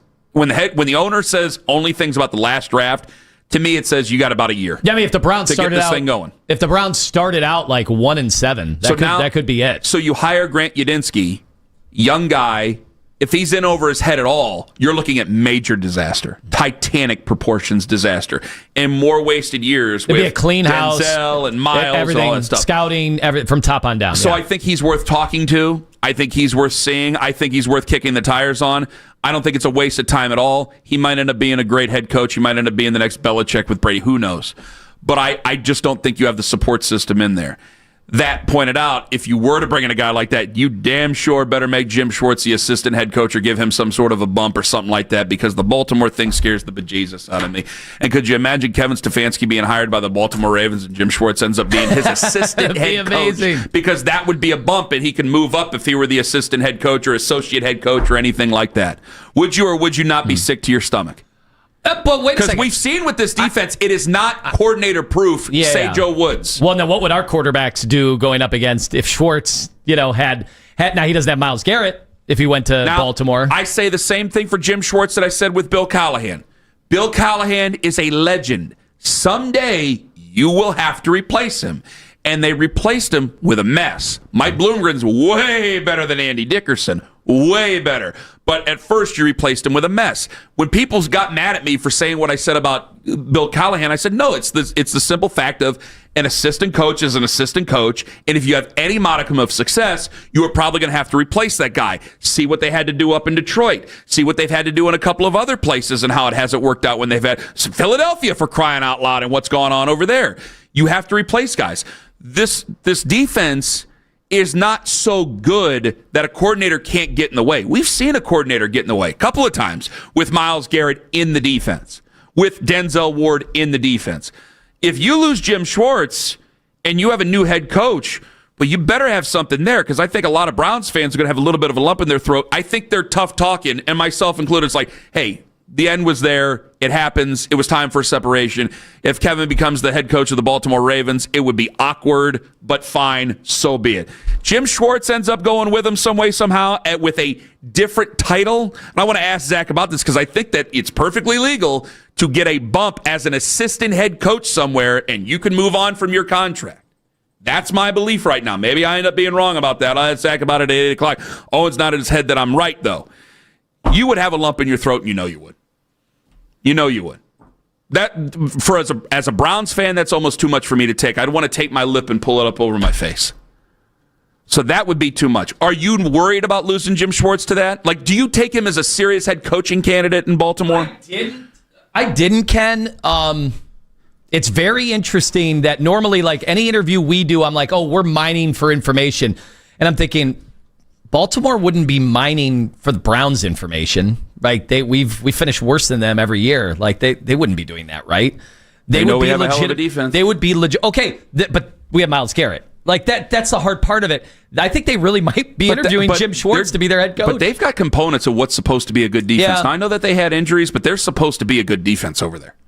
And I think that's one of the things that their they're worried defensive about. line is one of the best. I know that he wouldn't have Myles Garrett anymore, but as a whole, he has more to work with there throughout all 4 positions than just having the best defensive player. Zack Jackson coming up at 8 o'clock. What's our chances of getting John Harbaugh? And if it's not him, then who? Coming up in 5 minutes. It's about last night where the Cavaliers had me saying a lot of near cuss words at 6 a.m. this morning. Ken Carman, Anthony Lima here on The Fan. Extend Technologies of Broadview Heights, beat tone to it. XTENDAV.com. I watched with my neighbors What Lies Beneath. Remember that movie? Oh, yeah. Harrison Ford. I have not. I'm going to watch it because you told me about it. Oh, my goodness gracious. A tour de force. It is amazing. It is awesome. It is a fantastic. You know what makes it even better? 4K, 8K, OLED from Extend Technologies, 75 inches of brilliance. My neighbors are over, me and Liz. It's movie night. We're watching a movie from the early 2000s, and it looks like it was made in 2026. It was outstanding.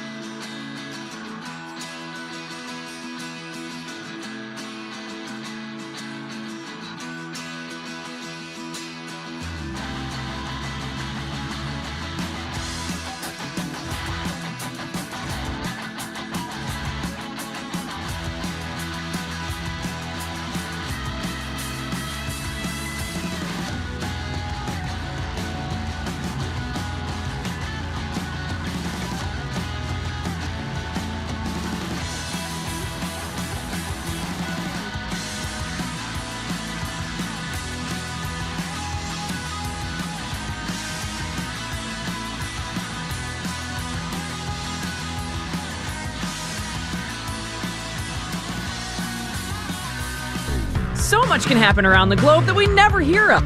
Embarrassing. We got to be better on defense. It won't matter till April. I think we know that. Y'all gonna write us off. We could go 82-0. No one would care. He's a piece of crap. The kid, he sucks. He's sucked his whole career. I got rumors about him. How he couldn't please his wife, so now he's divorced. Put a damn winning team on the field. Now, the Ken Carman Show with Anthony Lima give their thoughts on what you might have missed about last night. All right, so let's go back to the Cavaliers. Something that I noticed from last night's game, I thought was a little weird, and I brought it up to you guys before the show as well. They did a tribute video for Kevin Love. What's wrong with that? So it's nice and it's feel good, but they also did a tribute video for Kevin Love last year when he came back with the Heat. I think that was his first time back at Rocket since leaving the Cavaliers. Is there any other player that they do multiple tribute videos for? Was it necessary to have another tribute video when they've already had that nice big welcome last year? Because I think you always got new fans. Yeah, you always got new fans, and because like Richard Jefferson was at the Heat game last year, and the two of them were hanging out on the court. It was an ESPN game. It was a really big deal, so it made sense. Did we do one for Andrew Bogut? We should have. It's the only championship. 55 seconds. You get out of here. Just go. That's one where the video go away is longer than the actual it's just him appearance. falling down on the sideline. What was the How thing many he tribute did? videos do they have for Matthew Dellavedova? Didn't he do something like in basketball where he walks out there during practice, and didn't he like just wing the basketball over at the hoop and walk out of the facility or something like that? Okay. They've won one championship. They ain't gonna win it this year, so we might as well have what fun we have. He'll be in the rafters someday. You don't need to do it every time. I don't think that he expects it, but you got new fans there. You got Kevin Love there, fish in a barrel. What the hell? I don't care. Do you really think there's new fans from last year to this year? At the game, yeah, there's always new fans showing up. I guess There's that makes always sense. different fans showing up that didn't get to see it. So they get to old see it. fans, but weren't there. So this is going to be if they're new fans, they don't care about. This Kevin is going to be our 10-year anniversary, right? Yep. Pretty crazy. I mean, 10 years. You only get most people strive to get 7 decades in. As a show, this is one of the decades. As a show, I really wish that championship didn't happen in our first year. There's so many things I would have done differently as a show that you would have done differently as a show. I know people don't want to hear inside radio. They damn sure don't want to hear journalists bitch at each other about what questions they should be asking at press conferences. I think people enjoy the inside radio stuff. Maybe not the press conference thing, but I definitely think that people enjoy inside radio. There's just so many things I would do different. I didn't know how to handle myself. I'd never seen a championship. So Well, it's weird because I didn't really know. But we weren't full-time together yet, but we were hosting shows during the World Series run as well, right? No, we were together. You were together by then. We were together. It was official? Oh, yes. Yeah. I We were thought it was together. still like a temporary Lima didn't start checking in this show until about 4 years ago. So yeah, I was applying for other jobs. Hell yeah! The first year you were. Things were not going well. No, Flying it out to wasn't. Vegas every other week. No, they were not. I was in L.A. Anyway, wait a minute. You were LA looking for stories. jobs out there when you went out there? Congratulations on all your success. You bastard! I didn't know that. Success. I had a conversation in the hallway with Colin Cowherd 10 years ago. Really? Yeah. What did he say to you? It was very nice. He knew of us. He did. Yet somehow Danny Parkins got plucked. But Why does that bother you so but much? not Filipony. We'll talk about it. Andrew Filipony, 9:20 this morning. After the Steelers lost last night. Yeah, I thought it was a fine enough gesture. And it's the last time. I think it's the last time he'll play. So do you think the Cavaliers are aware of that? They're like, Kevin Love's probably retiring, and this will likely be his last time. Well, LeBron gets a patch to wear for the rest of the season, so Kevin Love should at least get one video tribute in Cleveland when he comes here. You think LeBron will sign a one-day contract in Cleveland when he decides to retire? One day. Oh, I It's think going to be an 82 game. You think he's going to do an he'll have- entire full season No, in Cleveland when he decides Well, to I retire? still kind of feel like he's going to be on the team next year. I know it's hard to figure out how you would do it. I have the death of everything here. You want me to share it with you? I'll share it with you right ass now. Go for it. I got Donovan Mitchell, who's angry every single post game. You're not gonna like I this. have Kenny Atkinson, who, if you listen to the second segment, guys, he's starting to sound like Kevin Stefanski in post games. And I'm not just saying that because we're coming off the right. Go back and listen to that segment at 6:20 and tell me he doesn't sound like Kevin Stefanski in his post games now, or at least he did last night. Donovan Mitchell will go to the No, you know what? If I say it, you better not make some stupid video out of it without context. You know what's going to end up happening. Donovan's going to be upset. They'll trade him to the Lakers. We'll get LeBron back, and LeBron will have his... Will Bronny come with him? Goodbye year. Yeah, why not? What the hell? I don't care. Bring if you trade Donovan, we all know what this is. So yeah, have LeBron come back. Bring Bronny. I don't care. What's Bryce? Well, yeah, does he play? Where's he playing? Arizona? He's in Arizona. Yeah, just pick him up and bring the whole family. I don't care. All right, so the NBA is going to have their European games this week. They've got the Magic and the Grizzlies in Berlin on Thursday, and then the two teams play again on Sunday in London. And there's a report from Bloomberg that the NBA is preparing to pitch investors on a new European league. They're targeting team valuations of $1 billion. And how do you see this playing out for the league in general? Do you see them expanding and having actual like NBA teams in Europe that'll also play American teams, or is it going to be its own? Is it going to be like a developmental league that'll completely because the best players in the world are still going to be here. So if that's going to be a lesser form of basketball, I don't know what. I don't think fans here will care. Forget Germany and all that stuff. I want them to play in like Croatia, where they set the seats on fire. You're right. That's where I want them to. I've seen those. It's amazing. I've seen that and I go, I want that here.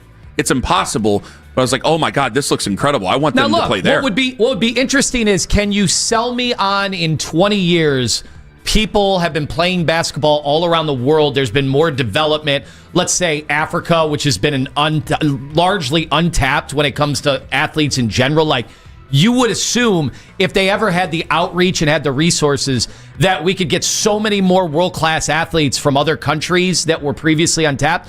If you could sell me on, hey, there's more of a talent pool around the world that they can have their league, we can have our league, and much like in soccer, you could have the two meet up like a Champions League. That would be awesome. A lot would have to happen for that because think about the money spent on the athletes here in this country and all the sports is so insane that you would have to have that infrastructure built in for decades to be able to see the results of it. Like the NFL thing is so interesting to me.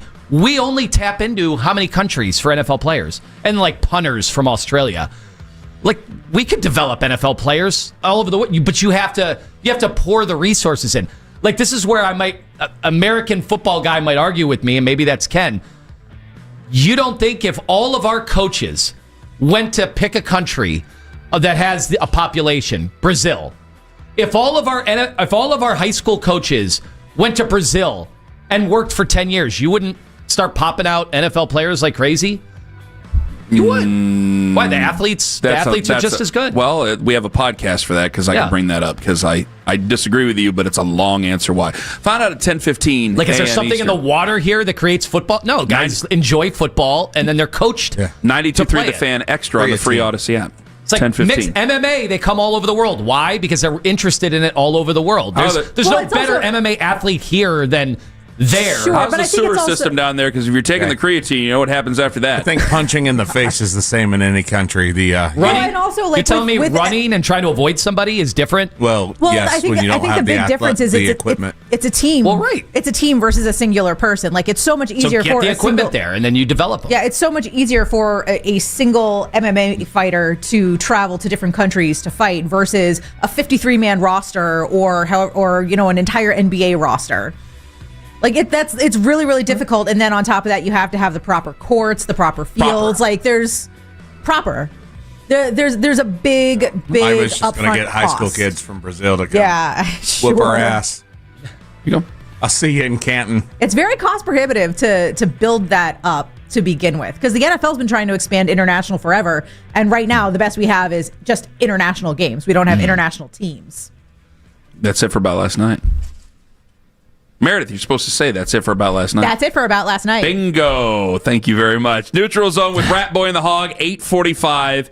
In 5 minutes, what's our real chance of getting a John Harbaugh? Is it slim? Is it none? Could we actually be able to have a sit-down with him? And if it's not John, well, then who? Zack Jackson is going to answer those questions coming up in 5 on The Fan.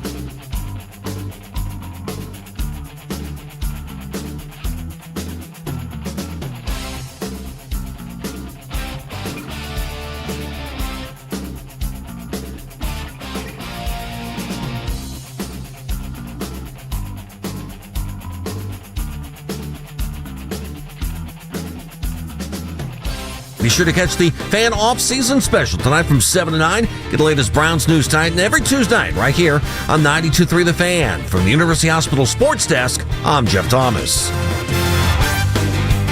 Catch Afternoon Drive with Nick Wilson and Jonathan Peterlin live on YouTube each and every weekday from 2 to 7 p.m.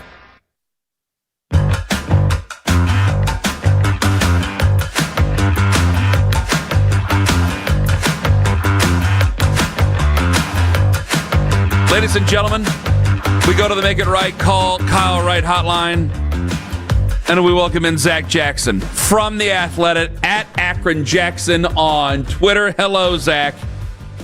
Who canceled? Nobody. Besides Harbaugh, who canceled? We wanted Besides you, Harbaugh. and we got you. Okay. Good morning. Morning to you. Are we going to get John Harbaugh?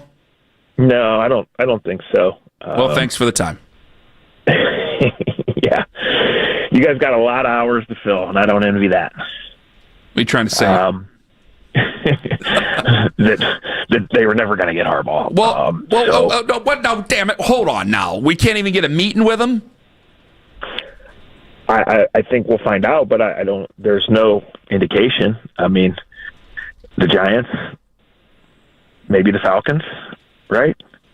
Look, there are selling points to the Browns' job. I don't think a guy that was in the AFC North for 18 years wants to go back to Baltimore with this offensive roster. You know, maybe it's not that simple, but I think here in the real world, it probably is close to that still. All right, fine. Tone, go ahead. Ask the man some questions. Well, obviously they're casting the widest net possible, and there's nothing wrong with doing that. You do run the risk of, like, kind of paralysis by overanalysis. Like, you want to have a targeted search at some point, but it's so early in the process. When do you think this thing seriously starts to get narrowed down?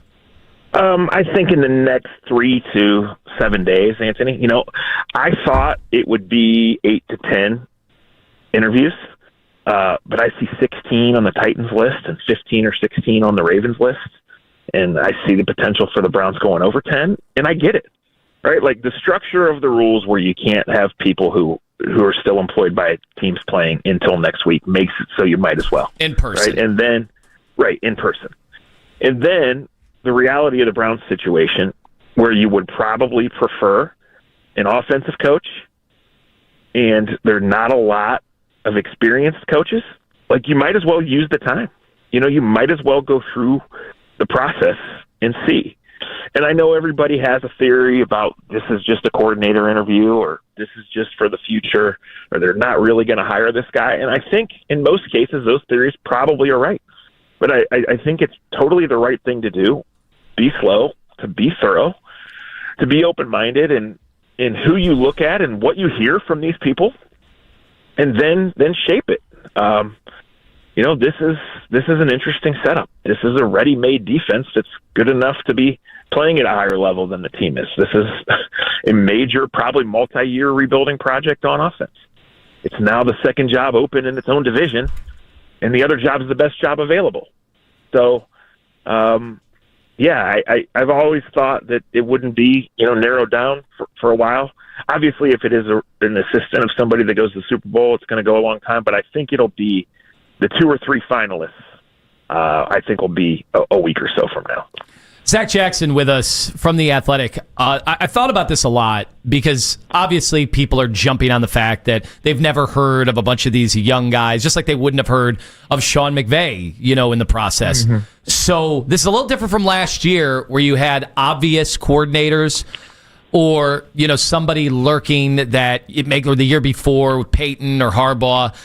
In this case, though, Andrew Berry's never done this before. Is there really one right way to go about a head coaching search? No. I think if you look, and I just did this, you know, if you look at the top offenses over a period of 3 to 4 years, and you look at the teams that are always in the playoffs over a period of 3 or 4 years, there's obviously a correlation between those. And the answer is either have Josh Allen or find your own McVay or Shanahan. So when you have this opportunity, you might as well try to find your own McVay or Shanahan. Maybe that guy doesn't exist, and maybe that guy's not ready, but you might as well give it a shot. You know, like, just easily make the case for the Browns hiring an offensive coach, and the thought of wanting to keep Schwartz, that makes sense. So many layers to that actually happening, I don't know, but I think you might as well go for that. Like that's how teams have won. And then the other teams that are always in it till this year are the teams that have Lamar Jackson or the teams that have Andy Reid and Mahomes. So how do you get there? And how far can you ride this defense? All of these questions. But this really is about connecting dots. It's not just about having that name that gets people excited and that guy winning the press conference on January 28th or whenever it is. It's about making the right hires and being on the same page with these decisions. And, frankly, one of the points is going to be that you're probably not going to get your quarterback this year. It's probably not out there. And that's not to say that they absolutely won't draft Ty Simpson or another short quarterback later, right? But, probably you're going to ride with some version of what you got. And a year from now, you're going to have much more clarity and probably more flexibility in terms of your money and where you really are. Because this is, even though the schedule looks winnable, and even though if you bring back this defense, you could think you should win more than you did. You just fired the coach for not winning enough, but kept the GM for creating this absolute disaster of a roster. Where you're going to be a year from now, to me, is a more realistic tell, because I just don't think they're very close right now. What would be your feelings if they hired Jim Schwartz for the job? Well, I would feel like that they thought he was the best candidate of this bunch. I would feel like they didn't think much of this bunch. But in doing that, they would be saying, the players love him. He's worked. He's the best hire they've made in years. And, worry later about him giving up what he's best at. And worry later about who the quarterback's going to be. And just figure if you could put together a team that's just going to come out and be a little like this year's team. Just really hard to play against and clearly flawed. And you hope that some improvements and some bounces and another group of good young players could really catapult you going forward. So I think it's realistic as a fallback option. And then when you look at these names, can I totally understand why you'd be interviewing Schwartz and Udinski and these guys? I don't really think they're going to hire them. They might if they think the next McVay or Shanahan is in there. But I think you can make a semi-realistic case for, okay, we didn't get this guy. We weren't sure about this guy. Schwartz is in our building. Let's see. I don't think it's plan A or plan B. I think it's realistic. Well, then if you did, what would bother me if you didn't think much of the crop that's out there, then I'm wondering if you did your homework. I don't go about firing guys unless I have an idea of who I want to replace that guy. And if you didn't think much about the bunch of guys that are out there, then why'd you move on from the previous guy? Sounds like you maybe fired the wrong guy. Yeah, fair question, and also that partially answers why I don't believe that the Schwartz thing is a mandate. I think in an ideal world, you keep Schwartz and some of the coaches on this staff, obviously not all of them, but when you do fire a guy, you're ready for change. You are embracing the fact that you might lose these assistants, that you might have a total start over. What if Jesse Minter doesn't get hired by Baltimore or someone else, and he's the best guy here, but he doesn't play this defense? That's what you're facing, and you're right. There's no easy answer to it. I don't think that he's going to be the guy, but you have to be ready for all those scenarios. That includes, shifting. But I think the overarching thing is they didn't win enough, and they thought it should have been better, and they think it can be better in 26 with this defense. But I think the overarching thing is this is probably a longer-term job, and as I've written and said before, I think one of the selling points is if you do hire a young guy, he's going to get a chance to grow into his role, which is going to be different. And he's going to get a chance to help guide, if not lead, the quarterback search next year.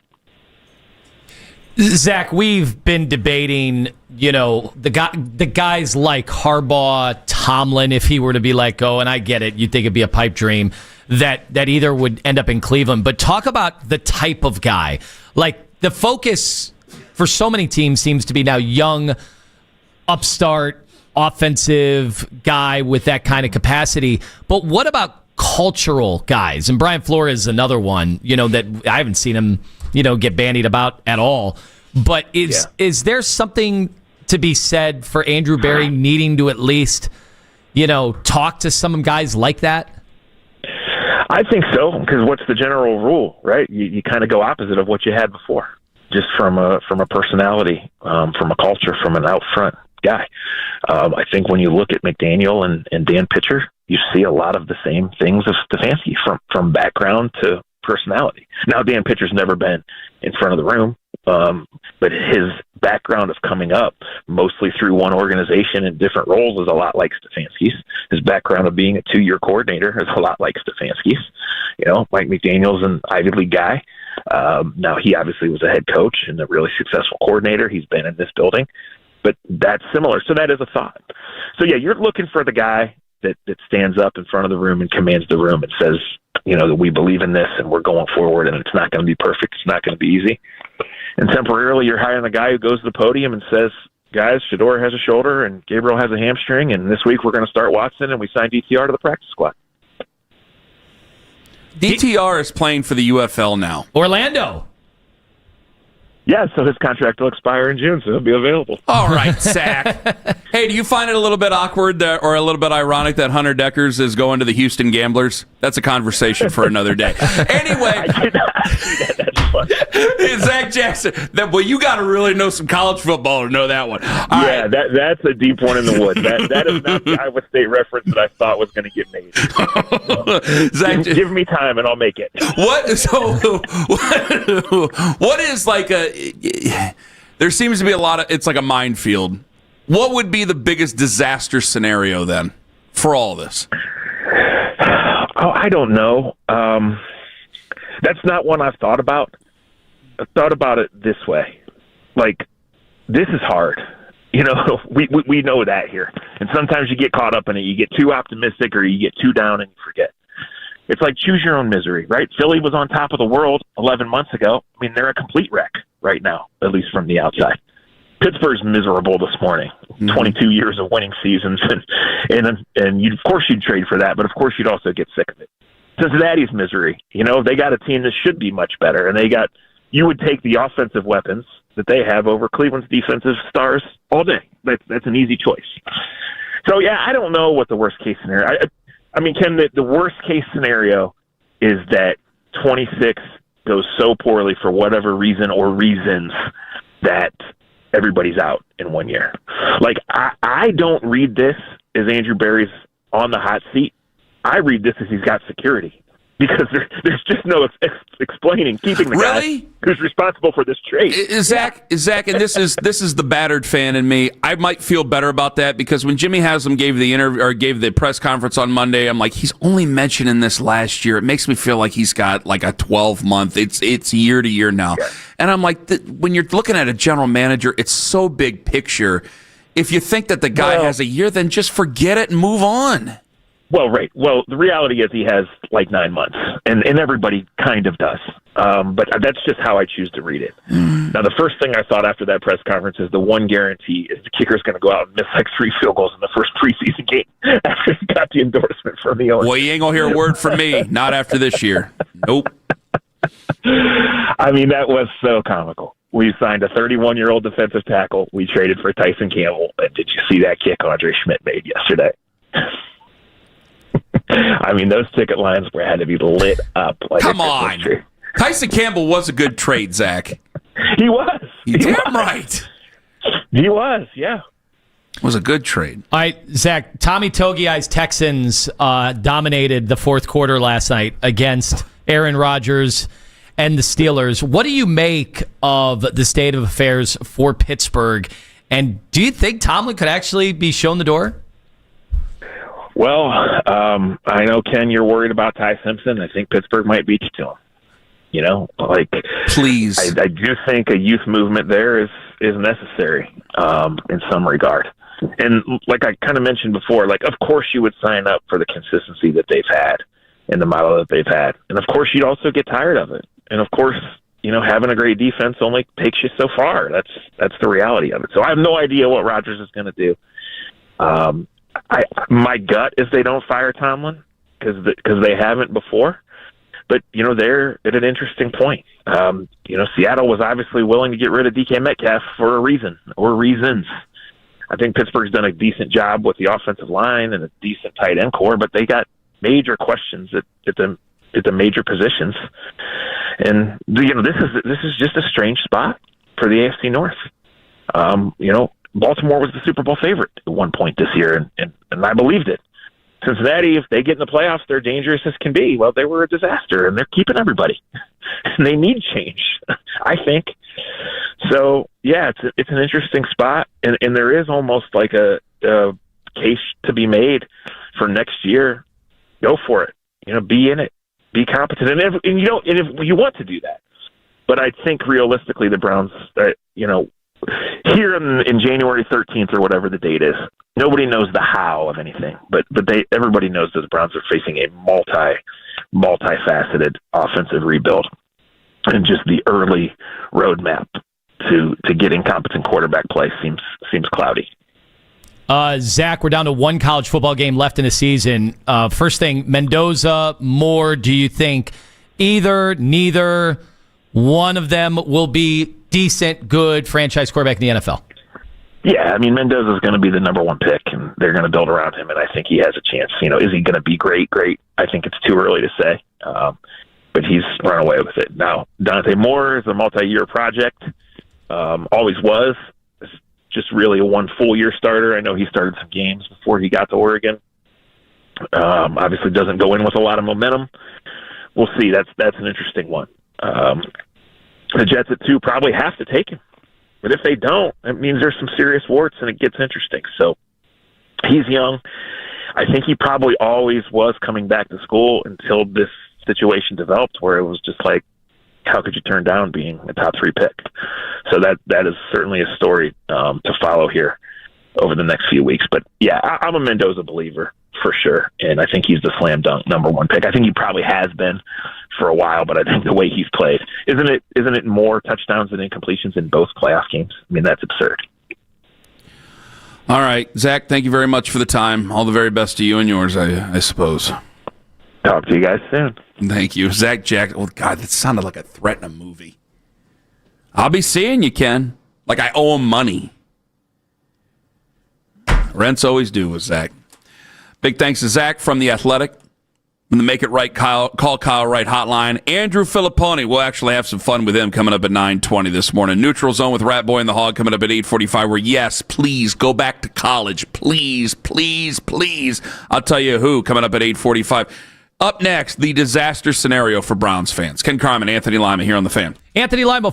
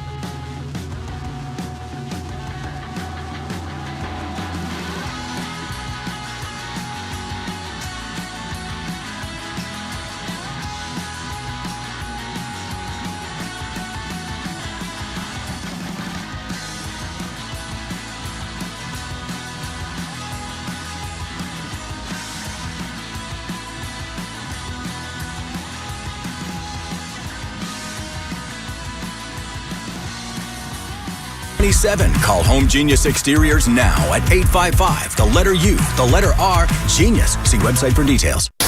Keep us locked in all day, every day for the latest on the Browns' search for a new head coach. This is the radio home of the Cleveland Browns. Time out! Time out! 92.3 The Fan.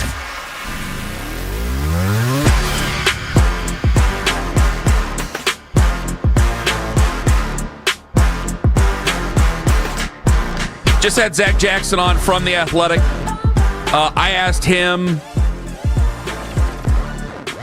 what the disaster scenario would be. I think the worst case scenario for the Browns would be to lose, honestly, to hire a very young guy and then to not have Jim Schwarz. I think that would be not that it couldn't work out. I think the odds would be stacked against him. Well, I think help me the out odds here. would be stacked. I'm confused on something. So Zach brought up the Jesse Minter thing, and he's like, but Minter doesn't run the defense that the Browns run. And I just thought, now this is where I need a football guy, and I'm sitting in a room with two guys that coach youth football, and you guys are football guys through and through. I just thought every defense was like hybrid nowadays. It's not 3-4, 4-3. They line guys up all over the place. Well, especially as a youth football coach, I will tell you, in week one, when they have no discipline, you end up running basically a 7-2. And then by the end of the year, you can run a nice 4-4 and really stop the run. But that's neither here nor there. Owen, thoughts? Well, it depends what your bandit safety does. And if your bandit safety likes to go over the I call him a rover. Now, what's the robber have to do with all of this? Robber's much different. He's got a different role completely. 85% of running in 85% of offense in youth football is running the ball. So That's I don't really true over in Portage County. That's how they do it. But in Lorain County, we saw like what to air happened it down out. at the Horseshoe. You go Owen. ahead. I'll tell you this though. Every now and then they try to buck the trend, and they thought they were going to be able to throw at number 21 the last game of the season. I'm going to tell you right now, old 21 shut her down. Thank you very much. Be a cold day in hell. I picked 69 degrees. That is my seed right there. Right then and there. This is embarrassing. I'm sorry. Weren't we talking about the Browns? I don't know. Nitty-gritty youth football breakdown. What would you rather talk about? Owen's youth team and my youth team or the Cleveland Browns? But so the Minter thing, what, they can't hire Minter because it wouldn't coexist with the defense we've been running the last few years? And if Schwartz... I mean, what would happen with Schwartz if you hired Minter? Is he gone? Well, I love Zach. I wasn't going to bog it down. I tend to think that's a little overrated. Like I brought up Brian Flores before, and a lot of people brought it up. I don't know. I think we're still making a real big deal about this. I think that a guy who goes, well, I run a 3-4, we don't run a 4-3, and we can't do this. I'd be like, maybe you're not. I don't know how you became a candidate in the first place. I think you cannot be so beholden to a system that you're going to let good players go. These are good football players. Yeah, but I think you do look at players and the way they fit into schemes, right? Like, well, Tyson Campbell, Ted Washington, you want him to plug the middle, right? Like that's why he's there. Yes. And so you do kind of. It's not that you're building the defense around him, but those you don't go out and take a guy that's 400 pounds and throw him in the middle of the defensive line. No, if you're really trying to get after it on your pass rush with the interior guys. Ted Washington's a great example, by the way. That's the example a football guy would bring up. I'm gonna tell you that right now. But look at a guy like I think what do they run is it a base 4-3 in Houston? Like Yeah, you I would think believe so. Tommy Togiai would not be that type of guy, but here you are. Well, and it's like, well, from something similar, and it wasn't working area. But I think in some ways, like there's certain guys that I think they transcend systems.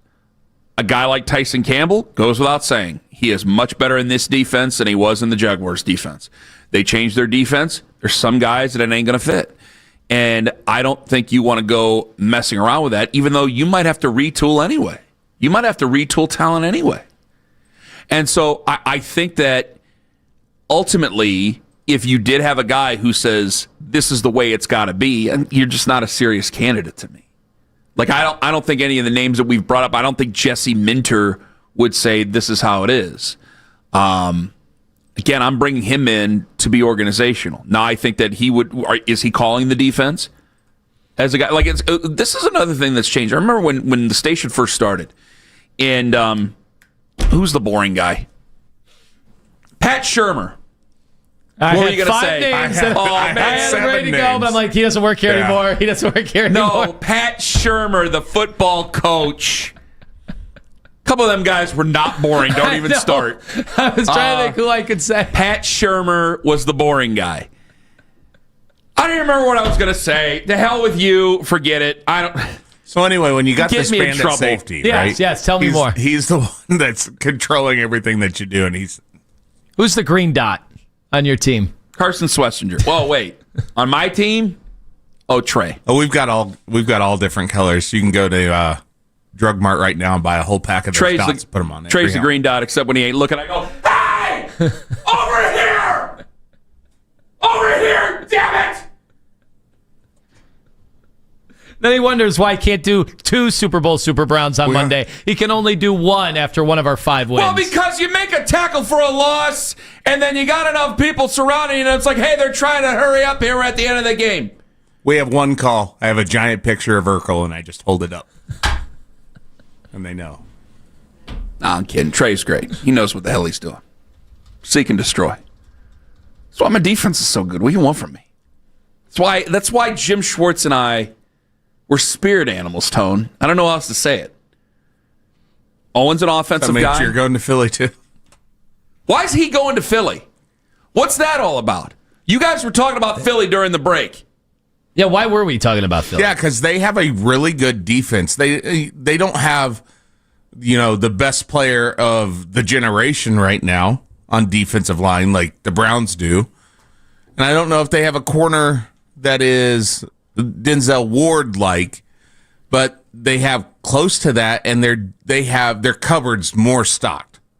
And if he can take a spot where, say Kevin does get the head job there, and then he becomes the associate head coach / defensive coordinator, that seems like a good fit. Plus, he has a history with Howie Roseman and that organization, and has been there in Philly before. I just think, well, do you agree with me then that would be the disaster scenario then, to lose him to another coordinator job and have a young guy? I think it would be a disaster scenario, especially now that the Browns have let it be known that their interest in keeping him in the building, even if he's not the next head coach of the Browns. It's interesting that got out. I'm getting texts from my other coaches now, too. Damn it. Our center's a very good player, too. Thank you, our center's dad, for texting in. They're all good players, guys. They're all good players. That's the problem. There's a few dads I know who definitely listen. It's 8:30, but my running back watches the show on YouTube until 7:25 every day. We got an OLB. Him and his brother are fantastic. Our quarterback's great. Have I covered everybody yet? Have I covered them all? We got this guard coming up. He's fantastic. Safety, we got this free. Built like a fire hydrant, but man, he hits like a truck. 216-474-0092. Jalen in Atlanta, you're next up on the Fan. Hello. What's going on, guys? How you doing? Nothing. I'm just trying to make sure I make everybody's dads happy because I want them to all play for me next year. Go ahead. Yeah, my dad damn near doesn't want to talk this morning after last night's loss. I'm a Steelers fan first and foremost, so. What are you listening to this for? I love you guys. You guys are good. I listened a couple years ago when you started kind of going on a lot of rants. I think they went viral on Twitter or whatever. See that? Well, bad for 93.7 over there. All right, go ahead, Jalen. Thank you. Yeah. Anyways, all right. So a couple of things I wanted to just hit on was, in my opinion, first, I think the Browns should probably try to cut their teeth finding a young guy for quarterback, not a veteran coach. I don't really see somebody being enamored with trying to turn it around when you guys are admitting it's probably going to take several years to turn it around. Mike Tomlin's he's in the 60s, I think. Mm-hmm. I just don't see that as a fit. Second thing I would want to talk about is Lima alluded earlier. Fair point. Real fair point. To Tomlin having to do it with older QBs, but I just don't think Tomlin's a Kevin Stefanski guy. Like, he's not showing up at work and just having things kind of just laid out for him that he has to coach. He's 20 years into the job. This guy has a lot to say in the personnel. So, yeah, the QB sucked over the past couple of years, yes, but he has a large part in who's being under center. Another thing I would say is I don't think I'm going to call for his job, but I would say that if the guy's going to essentially be a lame duck with this next year coming up, the expectation is if he doesn't get a playoff win, he'll probably get canned. If you have a lot of uncertainty at the quarterback position, I just don't really see the point in bringing him back for another year if that's going to be the expectation, and you don't even know who's going to be at the center in a couple months from now. So, and then wait, who do you have? Who do you don't see the point in bringing back for another year? Tomlin. Oh, okay. The expectation is, in my opinion, is going to be he has to come back. If he comes back for another year and you go out and you do the same 10 wins and a playoff loss, he's going to get canned, and you're going to probably end up having either an older quarterback under center, or you're going to end up having a young guy who's realistic. Was Cam Hayward retiring? He has another year on his contract. No, it's too much money. Yeah, they're old, man. I mean, that's the thing. They still can make big plays, and they did it last night, turning over C.J. Stroud. But they gave up yards, they gave up first downs, and it's the same story. And obviously, offensively, that's just not a normal offense you can run with Aaron Rodgers. And he still throws dimes. Like, he still has the arm talent, but he cannot. He can't sit in the pocket as long as other guys. He doesn't want to take shots. He's afraid to throw picks, man. Personnel usage with Arthur Smith. Why is Jonnu Smith playing as much over Pat Freiermuth? It just doesn't make sense. A lot of things schematically just don't really make sense from the top down. And a lot of the personality. Nitty-gritty Steelers radio. Nitty-gritty Steelers radio. Jalen, let me tell you this before I let you go. I got this corner. He's fantastic. And I tell you what, we could do it the old Varsity Blues way and hold him back a year. And maybe he'll end up playing for us. That was real Stark County year. talk right Sorry, there. Jalen, thank you very much for the call. It's called Stark County. It's called reclassing, guys, and you got to reclass every once in a while. Oh, and tell me which wrestling schools like to do that. Where would you like me to begin? People think you guys don't talk high school sports. Yeah, because we know the seedy underbelly. How many new conferences do we have again? Saw another one yesterday. News on another new conference. Yep. New conference every year, high school sports. I have no idea who plays in which conference. Well, we'll discuss that maybe during a podcast at another date. 216-474-0092. Coming up in 5 minutes, he has to go back to save the Browns from themselves. Go back to college. I cannot have this happen to you as Browns fans. It's coming up in Neutral Zone with Rat Boy and the Hog on the Fan. Window Nation.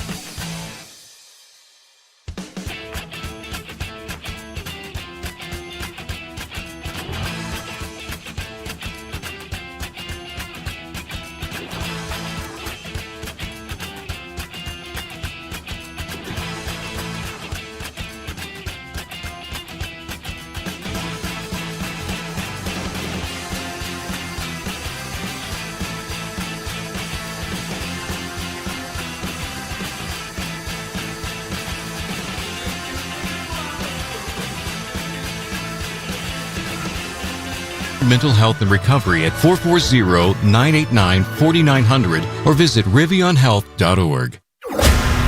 Talk sports deep into the Cleveland night. Overtime with Jake Volnick. Weeknights at 7. Sports Radio 92.3 The Fan.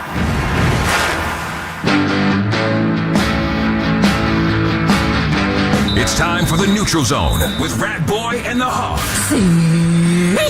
Crank it up and rip off the knob. Can we get that fixed for next year? Crank it up and rip the knob off. I didn't make it. Oh, Did you write the script for it? Did you write the script for it? No. Okay. I didn't make it. Away we go. All right. So we're going to start with some NFL draft news or some not draft news. Alabama quarterback Ty Simpson has declared for the draft, but colleges are still pursuing him. According to AL.com, Simpson has been offered a deal that could total $6.5 million. 3 other SEC teams are offering at least $4 million, and those are for him to stay in college, to come back to college. The school reportedly, according to Tuscaloosa News, that has offered him $6.5 million is Miami. Go back.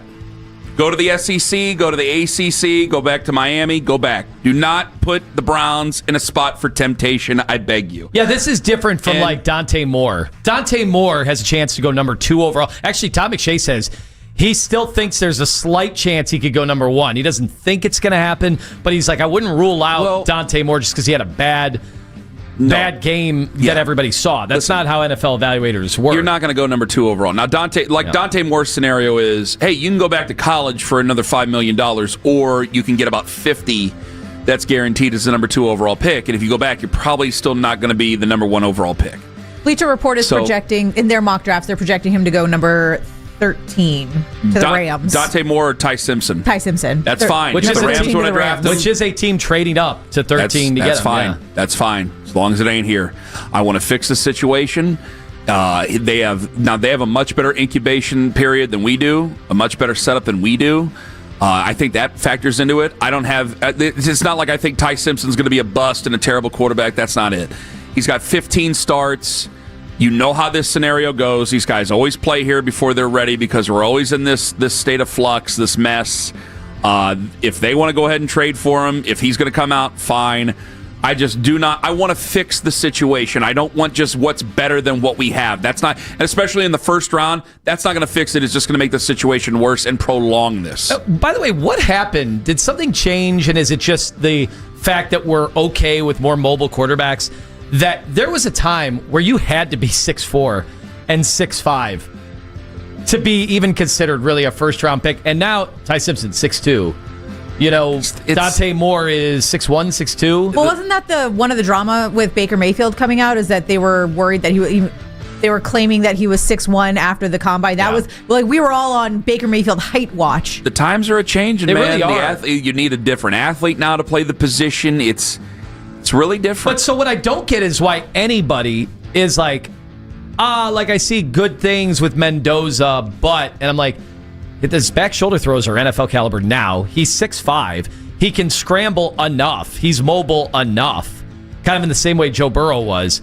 What's the problem here with Mendoza? He did the same thing with, remember, C.J. Stroud. He doesn't have a cannon arm. C.J. Stroud doesn't run enough. C.J. Stroud isn't mobile enough. It's like, I think he's mobile enough. And when you do have mobile quarterbacks like Lamar Jackson, they kept saying that he needed to be a running back and not a quarterback. Well, that's a wide receiver. Wide receiver. Yeah. That was Bill Polian. Yeah, something that wasn't quarterback. That's part of the problem you have when you have a 24-hour news cycle and when you have a full year sport like the NFL, where the off season, people start thinking about the off season at the end of September if their team's that bad. So when you have a full year, there's a lot of times where you can talk yourself in and out of ideas.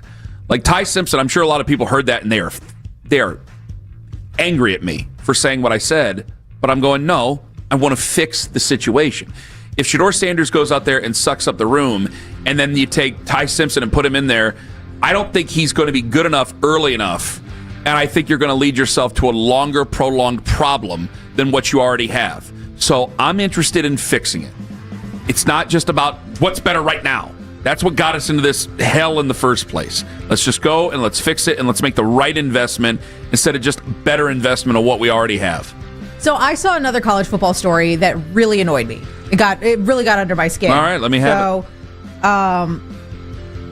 it was Connor Stallions, and it was a comment that he made towards Mark Cuban. So Mark Cuban wants to make sure that Indiana fans are kind of getting a fair shake at tickets to the national championship game because it is in Miami, so it could feel like a home game for Miami. So Mark Cuban goes to Twitter and he says, any ticket brokers with experience selling college football championship games give any comps and insights into how they think prices will move between now and kickoff. So he's basically saying, what are prices going to look like? I want to make sure that Indiana fans are able to make it to this Miami game so it's not, 90% Hurricane fans in there. So Connor Stallions replied, they typically drop day of. However, that's when demand is finite. Because it's Miami, demand is going to be relatively infinite. So I don't see it dropping. Now that I don't have a problem with what he said there. I think that's good insight. But then he had followed it up with, don't worry about why I'd know that.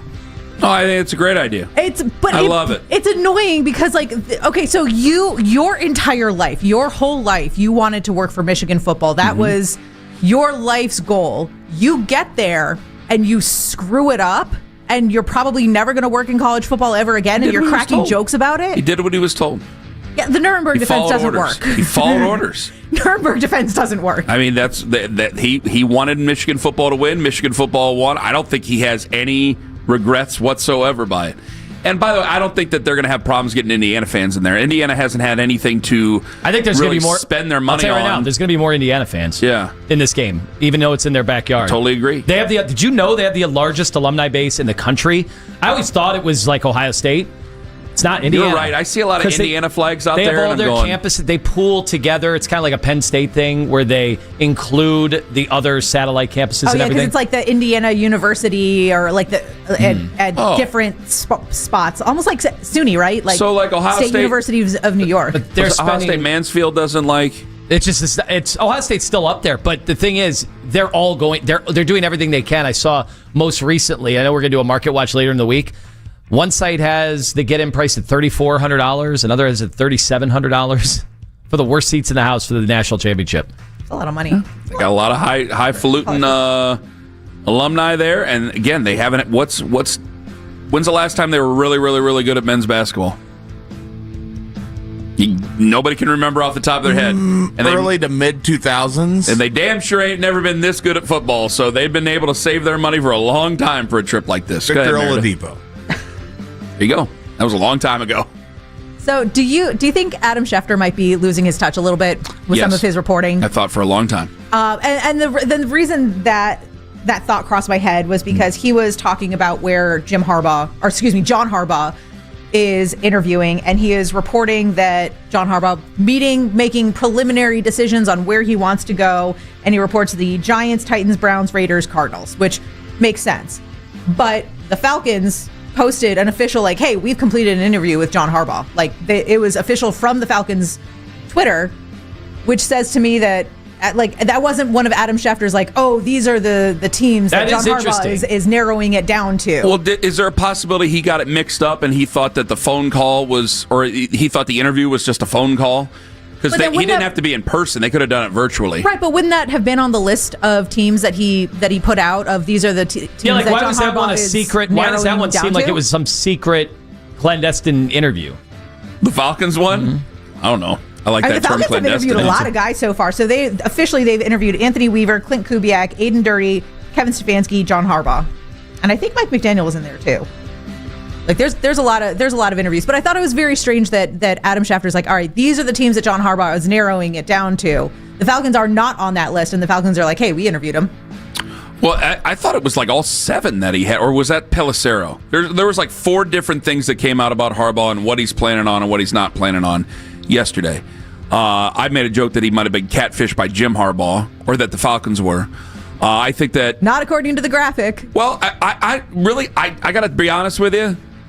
It doesn't matter about any of those other teams as long as we get a whack at John Harbaugh. Of course, if you do get a whack at John Harbaugh and then you don't get him, you know what the conversation is. We could have had John Harbaugh, and we selected so-and-so. So you're saying, is it more embarrassing for the Browns to get an interview with John Harbaugh and not land him, or to not get an interview at all? I don't know what's embarrassing. As long as if you're able to execute later, then that's fine. But I think that a lot of us assume, and I think rightfully so, that if you get John Harbaugh in a room, you need to make him an offer he absolutely will not walk away from. I think that that's the way a lot of Browns... Unless, guys, 216-474-0092. If you feel differently on that, fine. But my assumption is you get him in a room, you make sure he stays until he signs. So you hold him hostage until he... I didn't say hostage. You said hostage. I know. I said it. You didn't say it. But Bart Scott's his way into the bathroom, and then you're... Oh, that still bothers me. All of a sudden, every door in Maria is locked down like it's Fort Knox, and you can't leave. I've been in that bathroom, buddy. It's a nice bathroom. I'd be fine to spend time in that bathroom. That's it for the neutral zone with the Rat Boy and the Hog. You see Tone's Rat Boy and I'm the Hog. That's how that works. Filipony is going to join us at 9:20 this morning. Speeches go a long way. All the way until kickoff. That's at 9:01 on The Fan. It's Anthony Lima for Q.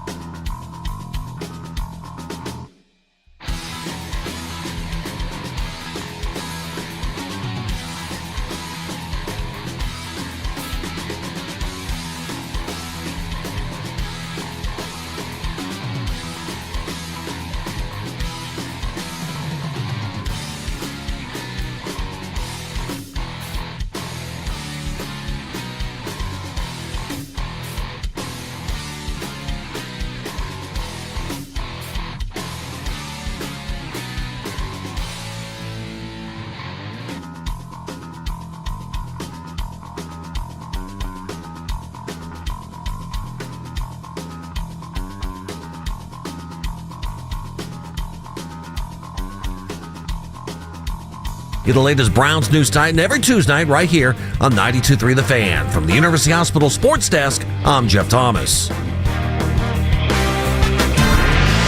Catch the latest Browns news all off-season long. Stream us on the Odyssey app and on your smart speaker by telling Alexa to play 92.3 The Fan.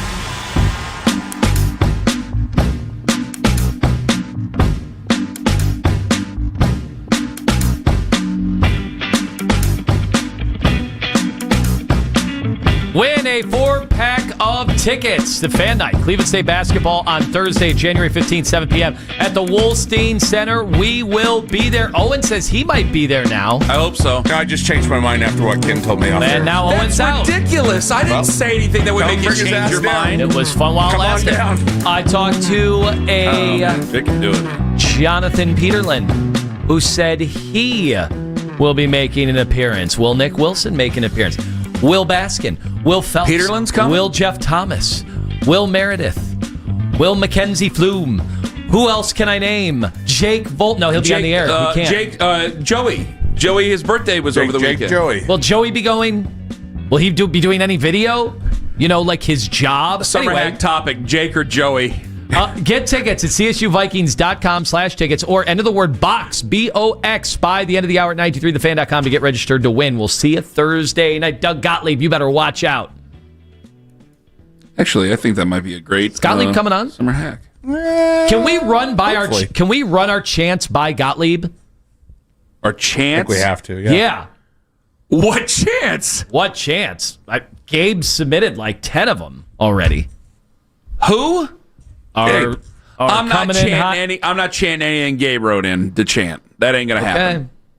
Firefighter Gabe. Don't give away too much of his backstory. Pillar of his community. Don't give away too much. Some of the stuff that he calls in with, I don't want him getting in trouble. He's a father. He is a father and a husband. But, you know, that can only take you so far. Mike Tomlin, if he became available, yes or no? It leads me to another question, guys. But Mike Tomlin, if he became available, yes or no? I've said yes. And I know after a loss last night, same thing, Dante Moore. All the Browns fans saw him play like, I never want him gracing the Browns field. And it's like, we can't overreact to one game. And obviously, Mike Tomlin's not just one game. It's been, 19 years? Yeah, 5 straight playoff games where he's lost by double digits. Seasons, the place goes crazy. But I have a different thought about playoff football. Obviously, it's very different in this way in the regular season. Like, you can win games and piece together good seasons without the top talent or without great quarterback play. Yeah. You're just not winning in the playoffs. No. You're not contending for Super Bowls without a big-time quarterback. And I know people bring up the Eagles, and there are these one-offs here and there over the years. But, yeah, the Eagles had the best defense in the league and best offensive line in the league, best running back in the league. They were loaded. That's how they won a Super Bowl. The best coordinators in the league. That's how they won a Super Bowl. Like, the Steelers have none of that right now. They're an aging defense. I look at it as, what a great coaching job by Mike Tomlin this year. How the hell did they win that many games? That's the difference. That's where I will not see eye to eye. I get it. If I were in Pittsburgh, yes, I'd probably be calling for Tomlin to be fired because it's been how many years? Well, you'd be a Steelers fan. You would have grown up as, like, if you were from like Penn Hills or something, you'd have been like a Steelers fan. But national guys, nobody thought the Steelers were going to be that good this year. Why? Because they don't have the talent. Yeah, okay, but Tomlin is seen as one of those guys. I mean, we'll ask Pony at 9:20. So we think Tomlin would choose. I know. So they would be there telling me that Tomlin decided to take Aaron Rodgers over who? Over who? Who are the other quarterbacks that were available? They had Justin Fields the year before. Hey, I don't need to answer. They had Russell Wilson. Guys, it's hard to get good. As we're Browns fans, it's hard to get, especially when you don't bottom out. And the Steelers are incapable of bottoming out under Mike Tomlin. Why? Because he's a good head coach. He's not going to allow a team to go 3-14. Is that what you had to do this year to get the number 1 overall pick? 3-14? Not happening because he's too good of a coach. What about the Kenny Pickett stuff? They did take Kenny Pickett. They could have just passed on Kenny Pickett. They missed. You know, the 49ers missed on Trey Lance. That doesn't mean Kyle Shanahan's not a good coach. That's a fair point. Well, Kyle Shanahan, I think, proved over the weekend why he's got a lifetime contract. Yeah, I think he's a better coach. Yeah, if I could get Kyle Shanahan, I'd be vouching for Kyle Shanahan. Well, you're definitely You think you ain't going to get Mike Tomlin. There ain't no way you're going to get Kyle Shanahan. So I've waffled a little bit on this, and the only thing is because of all the other fan bases, we have a very weird relationship with the Steelers. Follow me on this, you guys. Now there's some people here from inner ring suburbs. You are right here along the lakeshore, and maybe you don't know that many Steelers fans. A guy like me, I'm from Canton. My wife is from Youngstown. There are a lot of Steelers fans around me. And my wife's not a Steelers fan, by the way. Her family are not Steelers fans, oddly enough. There are a lot of Steelers fans, and while I hate the Steelers, I am close because some of my friends are Steelers fans. So it's this very odd relationship where it's not where I swear off Steelers fans and I won't talk to Steelers fans at all. And I talk to them, and there has been nothing but complaint about Mike Tomlin for really the last decade. I mean, they haven't won a playoff game since the Obama administration, which was brought up. This has been, and that would be seen as a sore disappointment for how many times they've been to the postseason, and they're fit to be tied with him. When you hear that so much, and then honestly, when I went to the Browns game, and I did not expect the Browns to win, and when they were up 10-6 at that point, I firmly expected every drive the Steelers had to be like, all right, this is the one we lose. And Pony and Muller are sitting there right with me going, Kenny, this is why. This is why. Why do you think we berate you every time you call in about Mike Tomlin? Kenny, do you want to defend this? Do you want to? And then there were Steelers fans sitting in front of us, and they're turning around like, yeah, these guys are right. I don't think they were from here. I don't think they knew who Pony and Muller were, but they were like, yeah, these guys are right. This is why you get yelled at about Mike Tomlin all the time. And it's this bizarro world. And if he were to become available, I'd be a little bit hesitant, but also at the same time, what's my standard? My standard would always be bottom. My floor is 9-8, 8-9, somewhere in there. You can't always go 500, but you would still be a 500 team. Eventually, that wouldn't be good enough for the Browns, but you were a 3-win team last year. You were a 5-win team this year. And then there's another thing that I wrote down. I'm contradicting myself. What did I say before they even fired Kevin Stefanski? When you go and you get a new coach, what was my most important thing? Most important thing. As they start to turn the culture, I need a guy who's a leader of men. Mike Tomlin, leader of men. No doubt about it. The quote runs towards coaching. I think he's a leader of men. So I'm in this position where I don't want to act like, well, gosh, you're a beggar. How dare you be a chooser? And I don't want to say, how dare you, Ken? How dare you think? But no, I'm looking at it going, let's not overthink this. Why do I like John Harbaugh? You have to be somewhat of a leader of men to be employed for 18 years as a head coach in the NFL straight.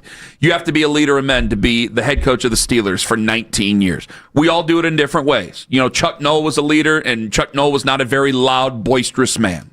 So there's different ways of how they do it. Bill Cowher, certainly a loud, boisterous leader of men. I think that if he were to become available, it would still be Harbaugh over Tomlin, but I also think that both coaches, and I think the Browns fans are probably thinking this, going, Ken, you don't have a chance at either of them. Yeah, so how dare I be choosy? I don't want to beg in the street for either of them, but also I know how dare I be choosy? Because I look at this spot, and when it comes to the jobs, I think that the Browns job has its perks and has its upside. I think when you compare us to Atlanta, all right, they got Michael Penix. What are you going to do after week 3? Okay, they have other things that they have to, and I thought that defense might be a little bit plucky this year. You know, I'm just making comparisons here. Is Cam Ward out of the woods? You know, we can make it's still not the very best job that you can get this year. So if it's not the very best job you can get, I think that a lot of fans outside of Cleveland, and I think some Browns fans are going, Kenny, what are you doing acting choosy here? I mean, my God. Okay, fair. Because culture, to me, is a very important thing. I think you win games based on culture, and you guys can laugh and laugh and laugh all you want. I think the Steelers' culture is part of the reason they're never terrible. They're never terrible, and they're never bad enough to fire their coach. So what we're basically saying is, they have a good culture, and at least it's a better standard than what we have. We're basically saying culture can get you to where the Steelers are.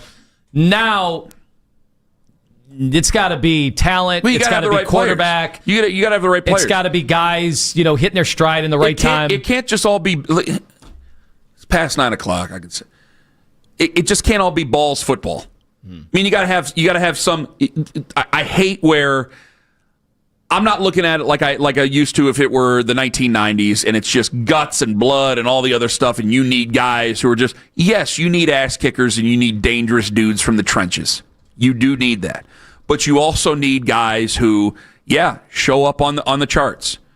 You need to find that proper mix. The Steelers, I think, have gone a little bit too far on culture in certain guys. Like DK Metcalf, he looks like he measures up well. DK Metcalf's a number 2. Yeah. And if you disagree with me, go back and watch last night again and then come back to this. Who can play like a 1 here and there. He's a higher level number 2. He's a higher level number 2. But then there's guys like Nick Herbig. Nick Herbig's an ass kicker. He's an ass kicker. So you try to mix that up, but I think they go too much one way, where the Browns go too much the other way. We got guys who can jump out of the roof.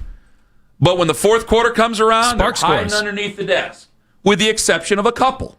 And this last draft has shown you that there are guys that definitely are not hiding under the desk guys that came to play. You don't have enough of those guys yet. I need a guy who can mix it. That's why if John Harbaugh came into the room, I think John Harbaugh's done a pretty good job of mixing it. I would say he ain't allowed to go until he signs a contract. Make it a situation where he cannot say no. Tom and Solon, you're first up on the Fan. Hello. Yeah, you guys have been talking on this for about an hour, and I was driving, so I was pulling my hair out, saying, how's it even a question whether or not you would accept Mike Tomlin in Cleveland, Ohio? It blows my mind. He's a winner. Well, yeah, I just gave you the reasons why I would take him. Right, but it took you an hour to get there, so that's why, if I'd have called an hour ago, you and I would... Oh, why'd you do that, Owen? If you're going to call in, have a point to the call. That's all. That's all I ask. Have a point to the call. Man. It's a radio show. I'm sorry you didn't get your answer in the first 30 seconds that you listened. So that's a problem with AI. People get their answers immediately. They're not going to wait for an hour. Well, I've made a graphic for your graphic if you'd like to go look at that. Best thing about Owen is that he doesn't care like I do. He don't care. I mean, I would have given him all the time in the world. I know you would have, and we would have been more than 2 minutes over this break. Well, we're not going to be over this break. You know why? Because I wanted to take Paul and Cam, but I got to get to Andrew in Pittsburgh, who's going to join us at 9:20. Maybe he'll sell us on Mike Tomlin and why Mike Tomlin needs to get fired and picked up by the Browns. Andrew Filipony, 93.7 The Fan, to go over the dead body that is the Pittsburgh Steelers, and 5 on The Fan. Peter and Company Jewelers in Avon Lake. You know what ain't dead? Love.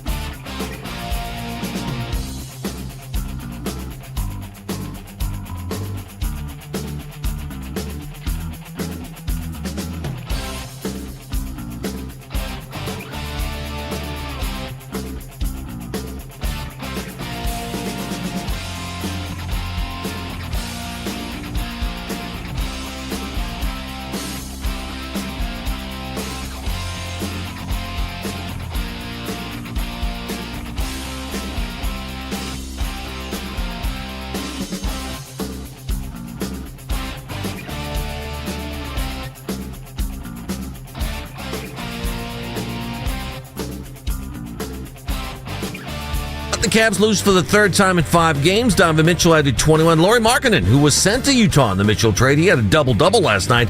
28 points, 12 rebounds off the bench. Kevin Love was back in town. He put in 11. Be sure to catch the Fan Off-Season Special tonight from 7 to 9. Get the latest Browns news tonight and every Tuesday night right here on 92.3 The Fan. From the University Hospital Sports Desk, I'm Jeff Thomas.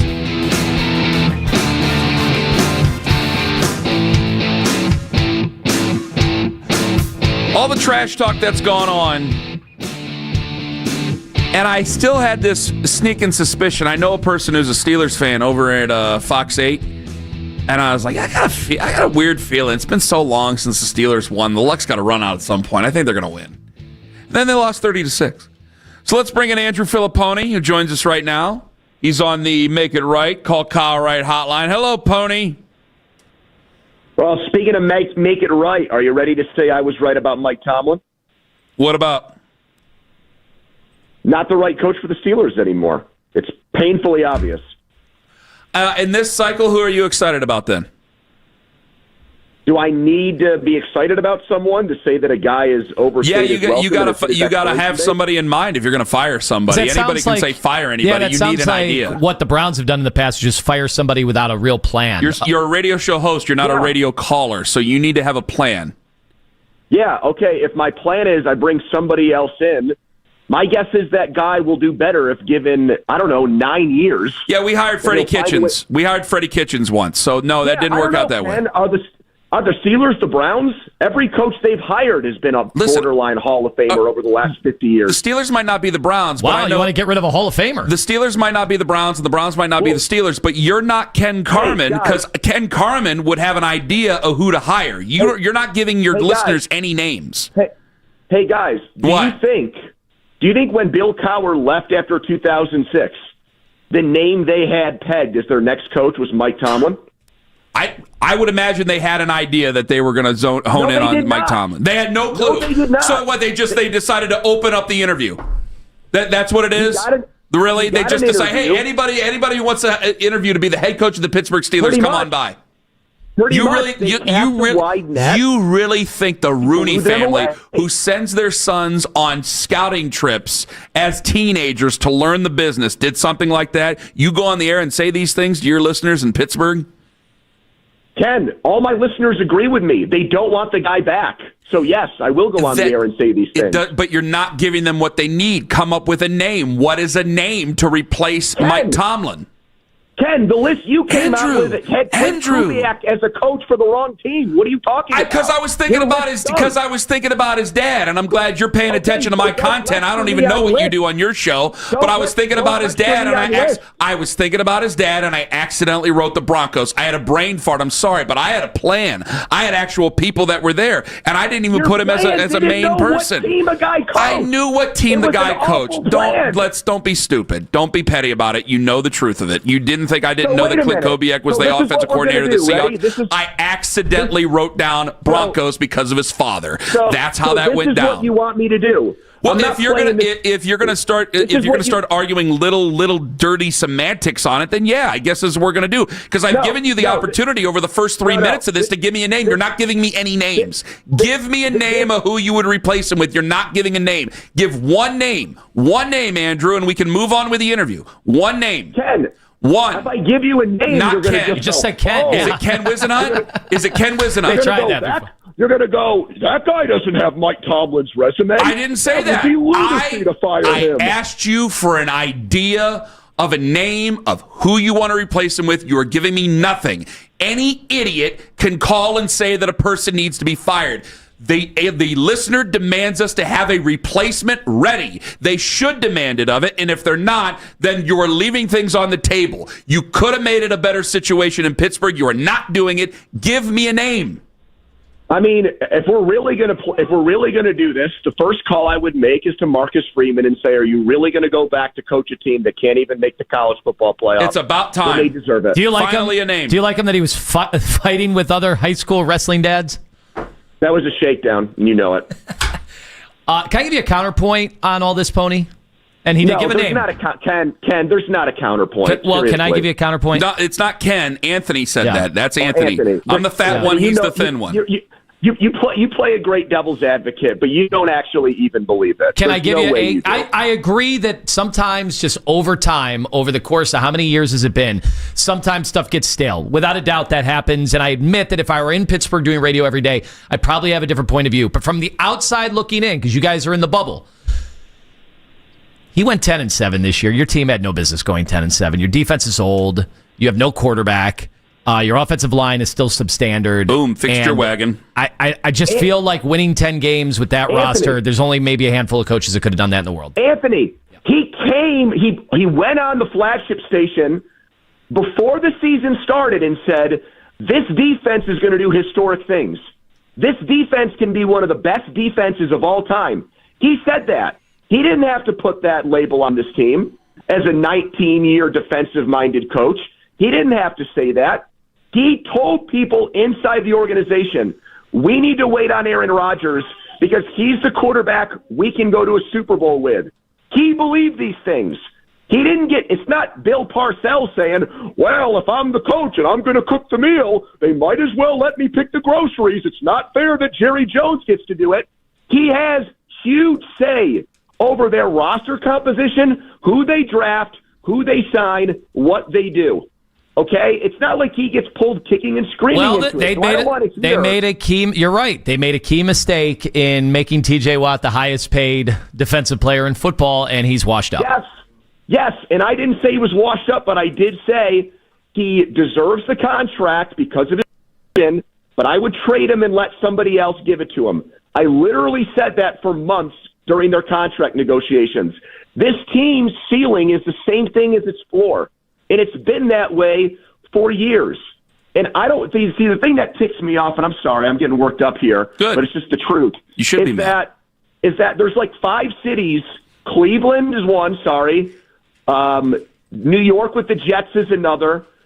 New Orleans might be one. There's like 3 or 4 places. Miami maybe because they haven't won a playoff game since 2000. I'm shutting the door. Since the Dolphins haven't won a playoff game. Heard a baby and a dog. Yes. There's like 5 cities that say, oh, my God, Steelers fans, the job Mike Tomlin's doing. Guys, their last 7 playoff games, they've trailed by at least 3 touchdowns in every one. How am I supposed to look at that and say, this is good, this is fine, we should accept this, we should be happy with this? You guys have won a playoff game more recently than us. Yeah. It was fun. Think about that. All I wanted you to do was give me a name, and you gave me a name. So now I'm satisfied. But you're prepared. But you are prepared. Wait, Pony. You are prepared for the chance, the opportunity that you mentioned. The floor was the same as the ceiling, and it has looked like that for a while now. You are open to the risk reward of, hey, they might finally get a bad coach, and the bottom will fall out. I mean, Lima, you're a diehard Cavs fan. When they go out in the first or second round, do you say, well, you know what? At least they won 50 games. Hey, that's fine. Let's lose in 5 and get beat by a team and be non-competitive. You're cool with that? He is actually happy with where they are. He doesn't want to be. No, I did not say we did that the first hour of the show. That was a great point by Pony, though. That was a hell of a point by him. You know the pivot I've talked about making structurally with the Cavs. That's not relevant here, Pony. We are talking about your football team. And what I'm saying is you do realize the minute you say goodbye to Tomlin, the only edge you've had over a lot of teams in the AFC and the NFL is that you knew you could count on it every year. You had a competitive team that gave your fans a lot of reason to believe that they could make the playoffs every year, and that all goes out the window the minute you say goodbye to Tomlin. You're open to that. Because listen to what you just said. They have a team that makes the playoffs or that has an opportunity to make the playoffs. You have to even... So we don't have that in Cleveland. We don't have that opportunity. Lima, were you deaf 2 minutes ago? I just said there's like 5 fan bases who never win who would take Mike Tomlin, and that's it. The other 20 would not. You think a Rams fan would want Mike Tomlin? No. You think a 49ers fan would? Is that, you think a Cowboys fan would? Yeah, but they have coaches. They have current coaches. Like, I think that... I think Bengals fans would take Tomlin over Zach Taylor in a heartbeat. Yeah, I think they would. Yeah, and with Joe Burrow, Tomlin would go to the Super Bowl and probably win. But I think that I think the Pony. Time out here. I got to rebuttal that for a second. He would have 4 Super Bowls in the last 6 years. Lima, He had Ben Roethlisberger in his prime in his late and won 20s. a Super Bowl. You know, yeah, and you know what they did the 4 years after? They lost to Tim the first round, missed the playoffs the next 2 years, and then lost to the Ravens at home. He went 4 years in Ben's prime without winning a playoff game. Without sniffing a playoff win. He lost. Andy Reid in the last 2 years hasn't won a Super Bowl in the prime of his Hall of Fame quarterback. What do you want? It's hard. It's a hard league. It's a hard. It's a hard, and they didn't win. Hard league. How many years did you say he was still in his prime? I tend to disagree with you on that, but you hosted the Ben Roethlisberger show. Did he even go to practice, Big Ben, for like 8 of those years? Was he even weight training? Did he even work like out? Me after a while, I'll tell you that. I know he's lost So weight wait since. a minute, Lima, are you making the argument that Tomlin had more to do with their winning? That he was no, Big Ben was kind of uncoachable, and you had to let him do that. You had to let him just kind of run. He was running backyard football for a decade. That's just not normal. You So know wait a that's minute, true. You think Burrow's better than Ben? Ooh. Well, Ben's more available. Stable. Yeah. Physically sturdy. Right. Yeah. Right. And he went to 2 Super Bowls with Ben, and you said he was going to go to 4 with Burrow. Stop it. Come on now. Stop. I just feel like Cincinnati fans would love to have Mike Tomlin because they know that defense, no matter who's out there, would not be the worst in the NFL. You're right about that. Defense was ranked 26th this year. So how did you guys? About? So you didn't have a quarterback, didn't have a defense. How'd you win 10 games? Coaching. How'd they win 10 games? Who gives a crap? They lost in the first round of the playoffs again by 24 points. I get it. That you guys. No, you don't. But what were you thinking? Your talent level. Where did you think the Steelers should have been this year? Not coach. No, you're right. You're right. Talent wise, I'll say this. You can't tell me with the players they have on defense, the defensive side of the ball, which is his bread and butter, that they should have been. I think they finished 16th in scoring defense and 26th in total defense. There's no way. You've got star players at every level of your defense. Harman was a first-round pick. Hayward made an all-pro team. Queen's making over $10 million a year. Highsmith's making over $10 million a year. Porter hasn't given up a touchdown in like 2,000 days. Jalen Ramsey's making $17 million a year. Yeah, Ramsey was he's dropped off the cliff. Who traded for him? Anthony? But you don't have a GM, is what you're saying. You do not have any kind of... What he's saying he is as a yes man, as a GM to Mike Tomlin. Is that not true? Yes, exactly right. So is the owner, and that's the problem. Belichick got too much power in New England. Andy Reid got too much power in Philadelphia before he let go, and he became the de facto GM there. They actually put it on. They actually made it his title. Tomlin has way too much say. Should be checks and balances. Yeah, yes. Ever since the Kenny Pickett thing blew up in his face, he doesn't trust young quarterbacks, so he's tried to win with these Band-Aid former Super Bowl winning quarterbacks. Honestly, if he's still here next year, I would not be surprised. I bleep you not. Watch it happen. I would not be surprised if Joe is up on this roster next year. Joe Flacco? Joe Flacco as the backup. Well, Pony, let me ask you an honest question. He's won a Super Bowl and he's gotten it done before. He can do it again. I know we're having a back and forth here, but honest question, like, tell me how it works there. Like, did you lose season ticket holders, or are there more empty seats than there have been in a long time? Great question. I mean, like, does message get to ownership eventually over time? Dogs are mad. They want Jack Lambert to have a spot in the front office. I mean, have we got Kevin Green? Is he alive? Have we gotten to the point? Jesus, all right, man. He's gone. I'm sorry. Well, is it because of what he was doing when he was in Pittsburgh? Is that why? Put the safety on you, psycho. So, I mean, we know what was going on Reckless there for speculation. 40 years. You know, just like in college football, the SEC, they were cheating for a long time, and now everybody can cheat, and what happens? Well, look at Pittsburgh. Come on. Anyway, so will that message get to ownership that, hey, there needs to be a change here? Fans, the natives are getting restless. Well, a couple things on that. The first one is, I mean, it's a playoff game in front of a national audience in which 5 minutes left in the game. You have audible Fire Tomlin chants, and there's 1/4 of the stadium still occupied by fans.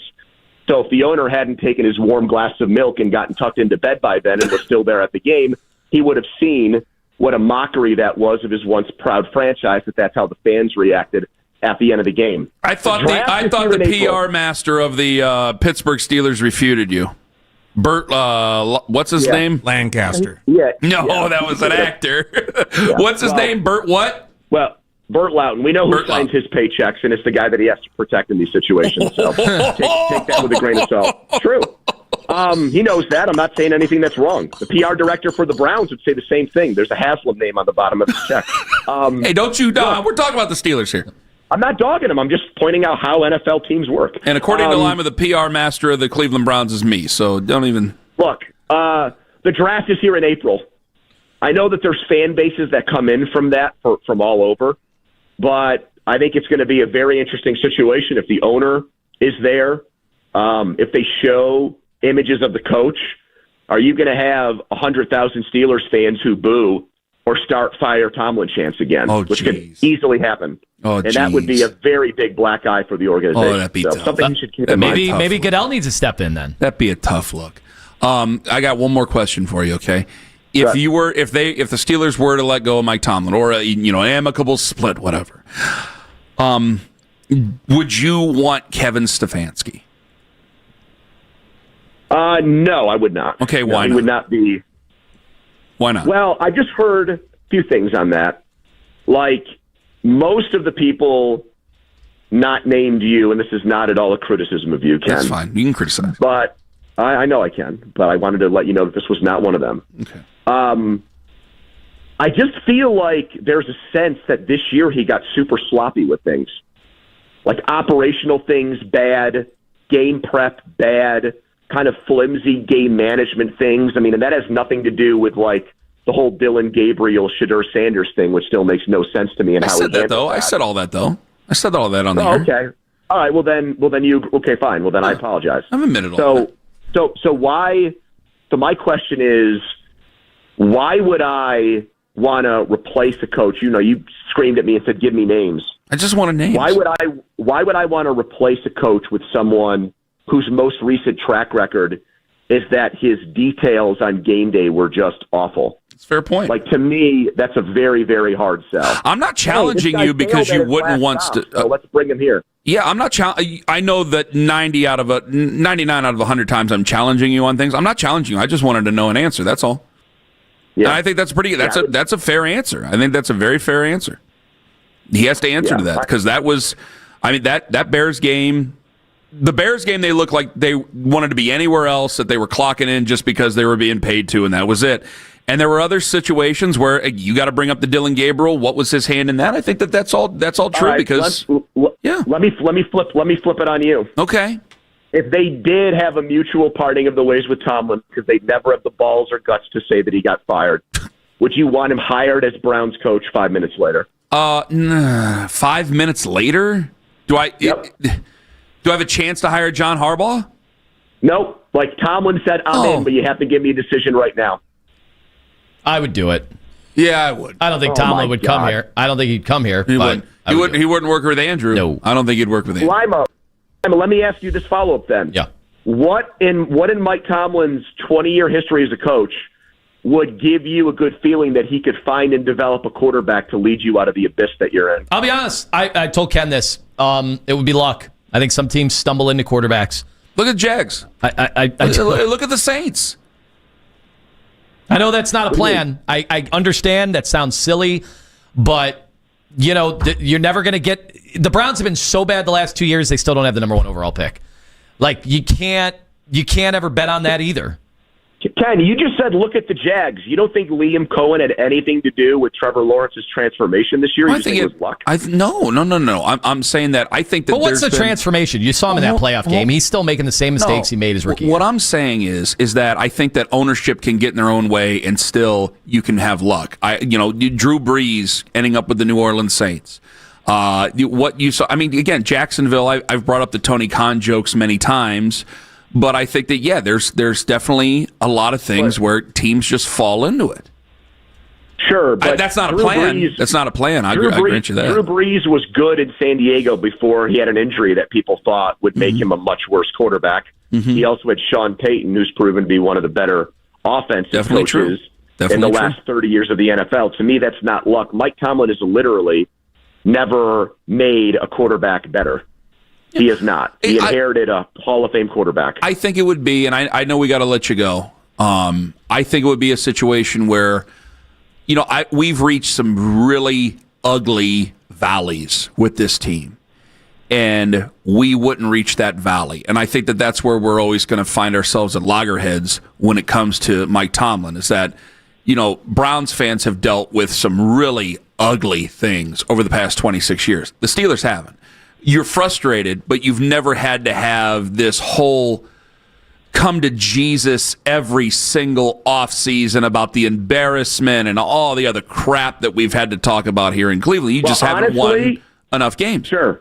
I mean, the analogy, and it's obviously not as many people care, but it's like when I hear your callers or people on your station complain about the Guardians. And I'm like, wait a minute. Do they know what's going on 2 hours away where we've had 0 playoff series wins since 1979? And you got a-holes calling in talking about how 95 wins isn't good enough because you're only spending $100 million on players? Ooh. What's wrong with you people?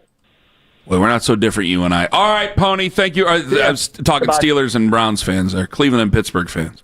Oh. All right, that was on the Make It Right, Call Kyle Wright hotline. Ken Carman, Tone Master General. Got to break that down right after this. 92.3 The Fan.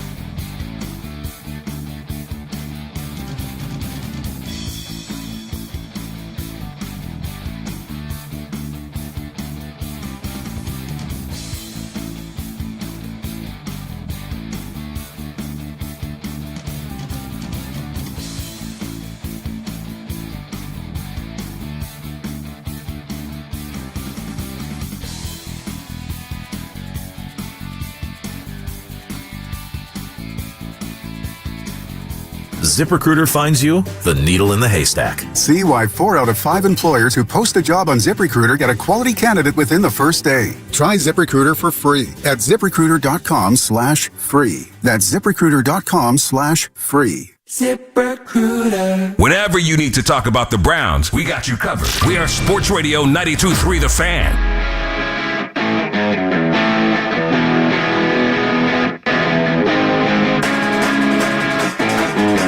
Oh, that was fun.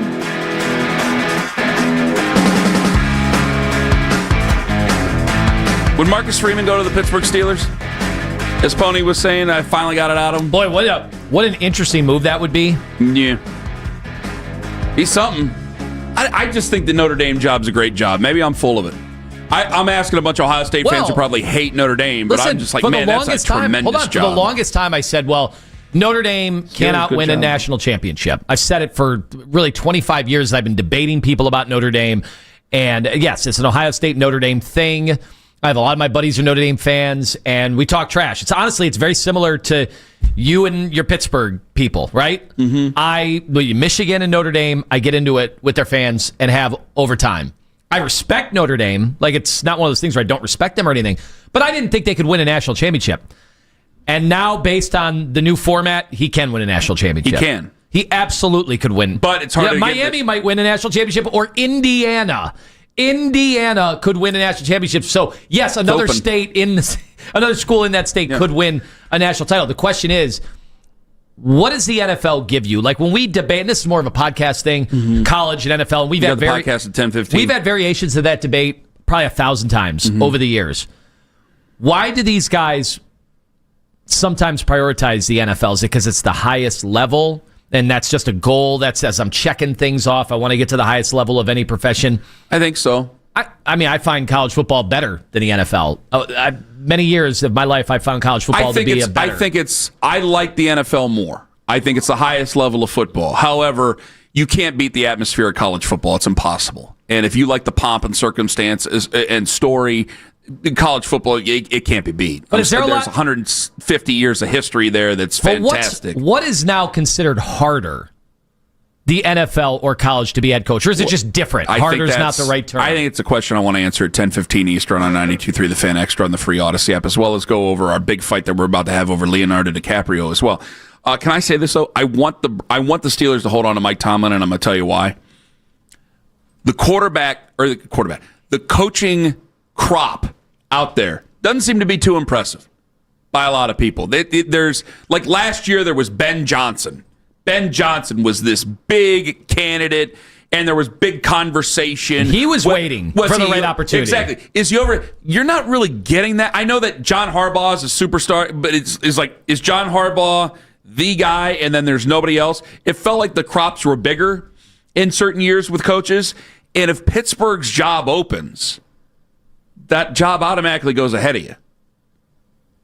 Because if you're a head coach or a possible head coach, that is what I have to admit. It's one of the most coveted jobs for a coach that you could find, because you can roll up your sleeves. It's not like they're not like Cincinnati where they're going to nickel and dime you on everything else.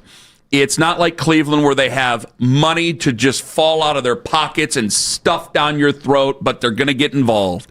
It's not like Baltimore where maybe, and I'm just asking, I'm a Lamar guy, but is Lamar becoming a little bit of a problem there for a coach where you've had 2 offensive coordinators and now a head coach that's on his way out? And are things adjusting to Lamar that he doesn't want to adjust? Now, these are questions. That's not necessarily a theory.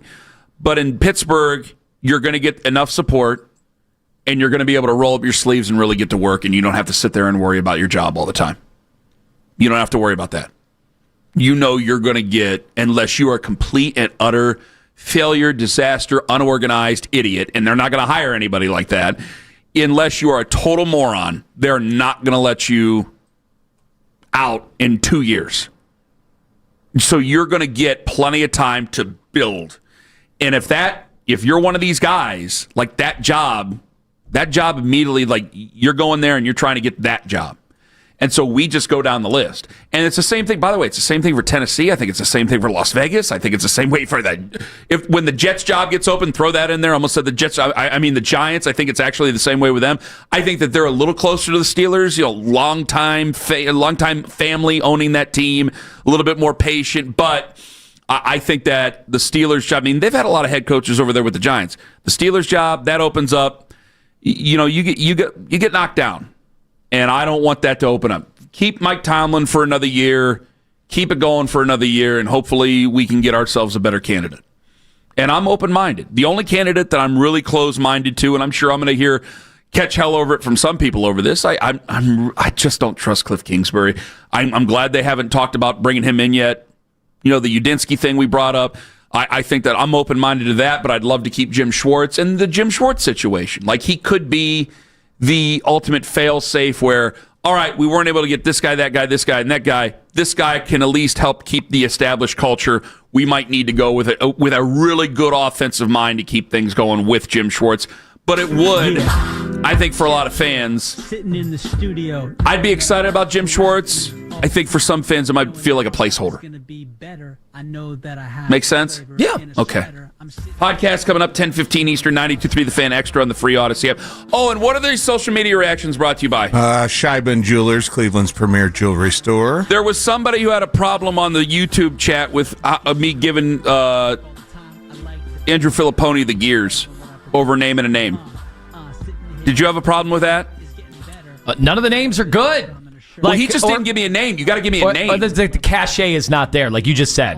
Last year, the year before, there were obvious names. This one, outside of Harbaugh, and some people tell me that's not even an obvious name right now. What I tried to do was come up with a plan once we fire a guy. You can't just fire a guy with no plan. That's just going to lead you to Brownsian mistakes that have happened in the past. Okay, 10:15 Eastern, 92.3 The Fan Extra on the free Odyssey app. For Big Country, for Jeff, used to be for Mitch. We love it. For Meredith, for the Slippery Wizard Anthony Lima, I'm Ken Carman. Have a wonderful day, friends. Booing, but you clap. Hey, sounds good. Where's your entourage now? Cool, I got on the last show.